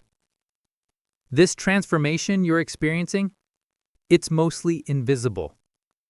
And that's exactly what makes it real. Because the work that changes you isn't the work that looks impressive. It's not the grand gestures or the dramatic reinventions you announce on social media. It's the quiet moments, the private choices, the decisions no one sees but you. It's the morning you woke up and instead of immediately checking your phone, seeking validation, scrolling for distraction, filling the silence with someone else's voice, you just sat there, with yourself, in the discomfort of your own presence. It's the conversation you told the truth, instead of the convenient lie, where you said, "That doesn't work for me," instead of, "Whatever you want." It's the night you didn't text them back, the job you didn't take, the apology you didn't make for existing. It's every single moment you chose yourself and no one noticed. Those moments don't make good stories. They don't come with witnesses or validation or proof that you're doing it right. But they're everything. Because real transformation doesn't happen on stage. It happens in the wings, in the darkness, in the unremarkable moments when you're alone with yourself and you have to decide, am I going to abandon myself again or am I going to stay? And you stay. Not for applause, not for recognition, not because anyone's watching, but because you've decided that your commitment to yourself doesn't require an audience to be real. This is the unwitnessed revolution, the one happening in kitchens and commutes and quiet Sunday mornings, the one unfolding in the space between who you've been and who you're becoming. No fanfare, no witnesses, just you showing up for yourself again and again, building a relationship with yourself that doesn't need external validation to be real. Think about how much of your life has been oriented toward being seen. The achievements you pursued not because they mattered to you, but because they'd be impressive. The relationships you maintained not because they nourished you, but because they looked good. The version of yourself you curated not because it was authentic, but because it was acceptable. You've been performing for an invisible audience, trying to earn a standing ovation for a show no one's actually watching. And it's exhausting, because performance requires constant energy. You have to maintain the illusion, manage the perception, make sure every angle is flattering, every moment curated. You can never relax, never stop monitoring, never just be, because being isn't impressive enough. But what if you stopped performing? What if you let the audience, real or imagined, disappear? What if you lived your life as if no one were watching, no one were judging, no one were keeping score? Not because you don't care about anyone else, but because you finally care about yourself enough to stop outsourcing your worth. Here's what changes. You get to discover what you actually want. Not what looks good, not what other people value, not what you think you should want. What you actually want. What makes you feel alive. What aligns with your values. What nourishes you even when no one else understands. And you get to pursue it. Not for content, not for proof, not for the version of yourself you're trying to sell, but for you. Just you. Because it matters to you. Because it brings you joy or meaning or satisfaction that doesn't require anyone else's validation. This is freedom. Not the dramatic, revolutionary kind that makes headlines, the quiet kind. The kind that happens when you stop performing and start living. When you stop curating and start being. When you realize that the most important relationship in your life, the one with yourself, doesn't need witnesses to be sacred. Psychologist Carl Rogers talked about the concept of unconditional positive regard, accepting someone completely, without judgment or conditions, regardless of what they say or do. It's what good therapists offer their clients, what healthy parents offer their children, and what you can finally offer yourself. Not because you've earned it, not because you've become impressive enough or healed enough or evolved enough, but because you exist, and your existence is enough. This unconditional positive regard, this radical acceptance of yourself as you are, not as you should be, doesn't happen in public. It happens in the privacy of your own experience, in the moments when you're messy, imperfect, struggling, and you choose self-compassion instead of self-criticism. When you speak to yourself with the same kindness you'd offer a dear friend, when you honor your needs even when they're inconvenient, when you make choices that serve your well-being even when no one else understands them. No one sees these moments but you, and that's perfect, because you're not doing this for them, you're doing it for yourself. You're building a foundation that doesn't require external validation to hold.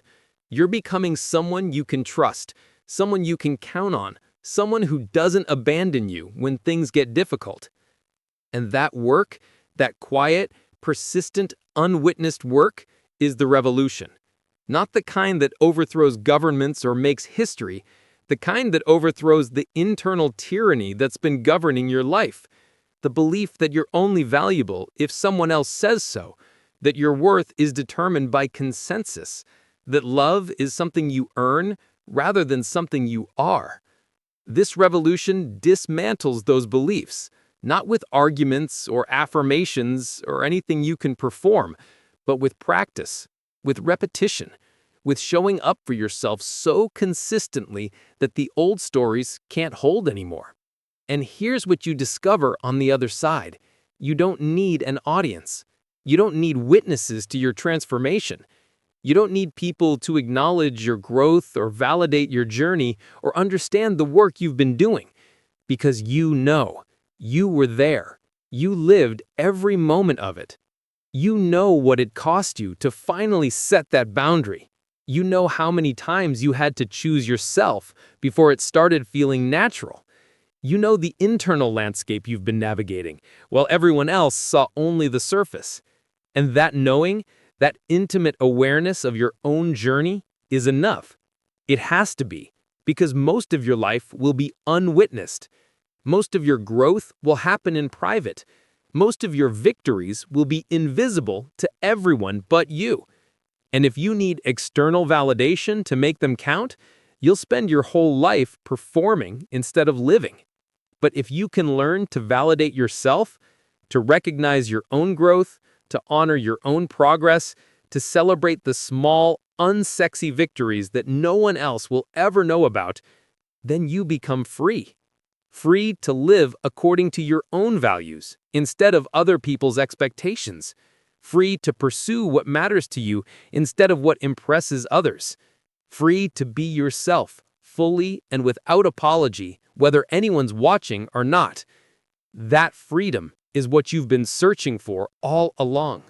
Not in achievement or recognition or the perfect relationship, not in becoming someone worthy of love, but in this, the capacity to be with yourself, to choose yourself, to love yourself without needing anyone else's permission or validation. The capacity to know in your bones that you matter, not because of what you do or who approves of you or how impressive your life looks from the outside, but because you're here, because you exist, because your presence in this world is unrepeatable and irreplaceable. And that truth doesn't require an audience. It just requires you to believe it, to live like you believe it, to make choices that honor it, again and again and again, in moments no one will ever see. That's the unwitnessed revolution, the one happening right now, in the quiet of your own becoming. No one's watching, no one's keeping score, No one's going to give you credit for the internal work you're doing. But you'll know you're living it. And years from now, when your life looks completely different, when you're in relationships that actually nourish you, doing work that actually matters to you, inhabiting a version of yourself that actually feels like you, you'll remember these moments, these quiet, unremarkable moments when you chose yourself and no one saw, when you stayed when every pattern told you to leave, when you spoke your truth when silence would have been easier, when you honored yourself when abandonment was familiar. Those moments built this, the life you're living, the person you've become. Not the impressive moments, not the witnessed ones. These, the private ones, the unwitnessed revolution. And that's the final truth, the one that completes everything. You don't need anyone else to witness your transformation for it to be real. You don't need validation or recognition or applause. You just need to keep choosing yourself, keep showing up, keep honoring the commitment you made to be the person who stays, day after day, moment after moment, in complete obscurity. Because that's not loneliness, that's integrity. That's not invisibility, that's freedom. That's not being unseen, that's finally, truly being seen by the only person whose opinion actually matters. You. And that's enough. It's always been enough. You've just been waiting for permission to believe it. Consider this your permission. Not from me, not from anyone else. From yourself, to yourself. The unwitnessed revolution is complete. Now go live like you know it.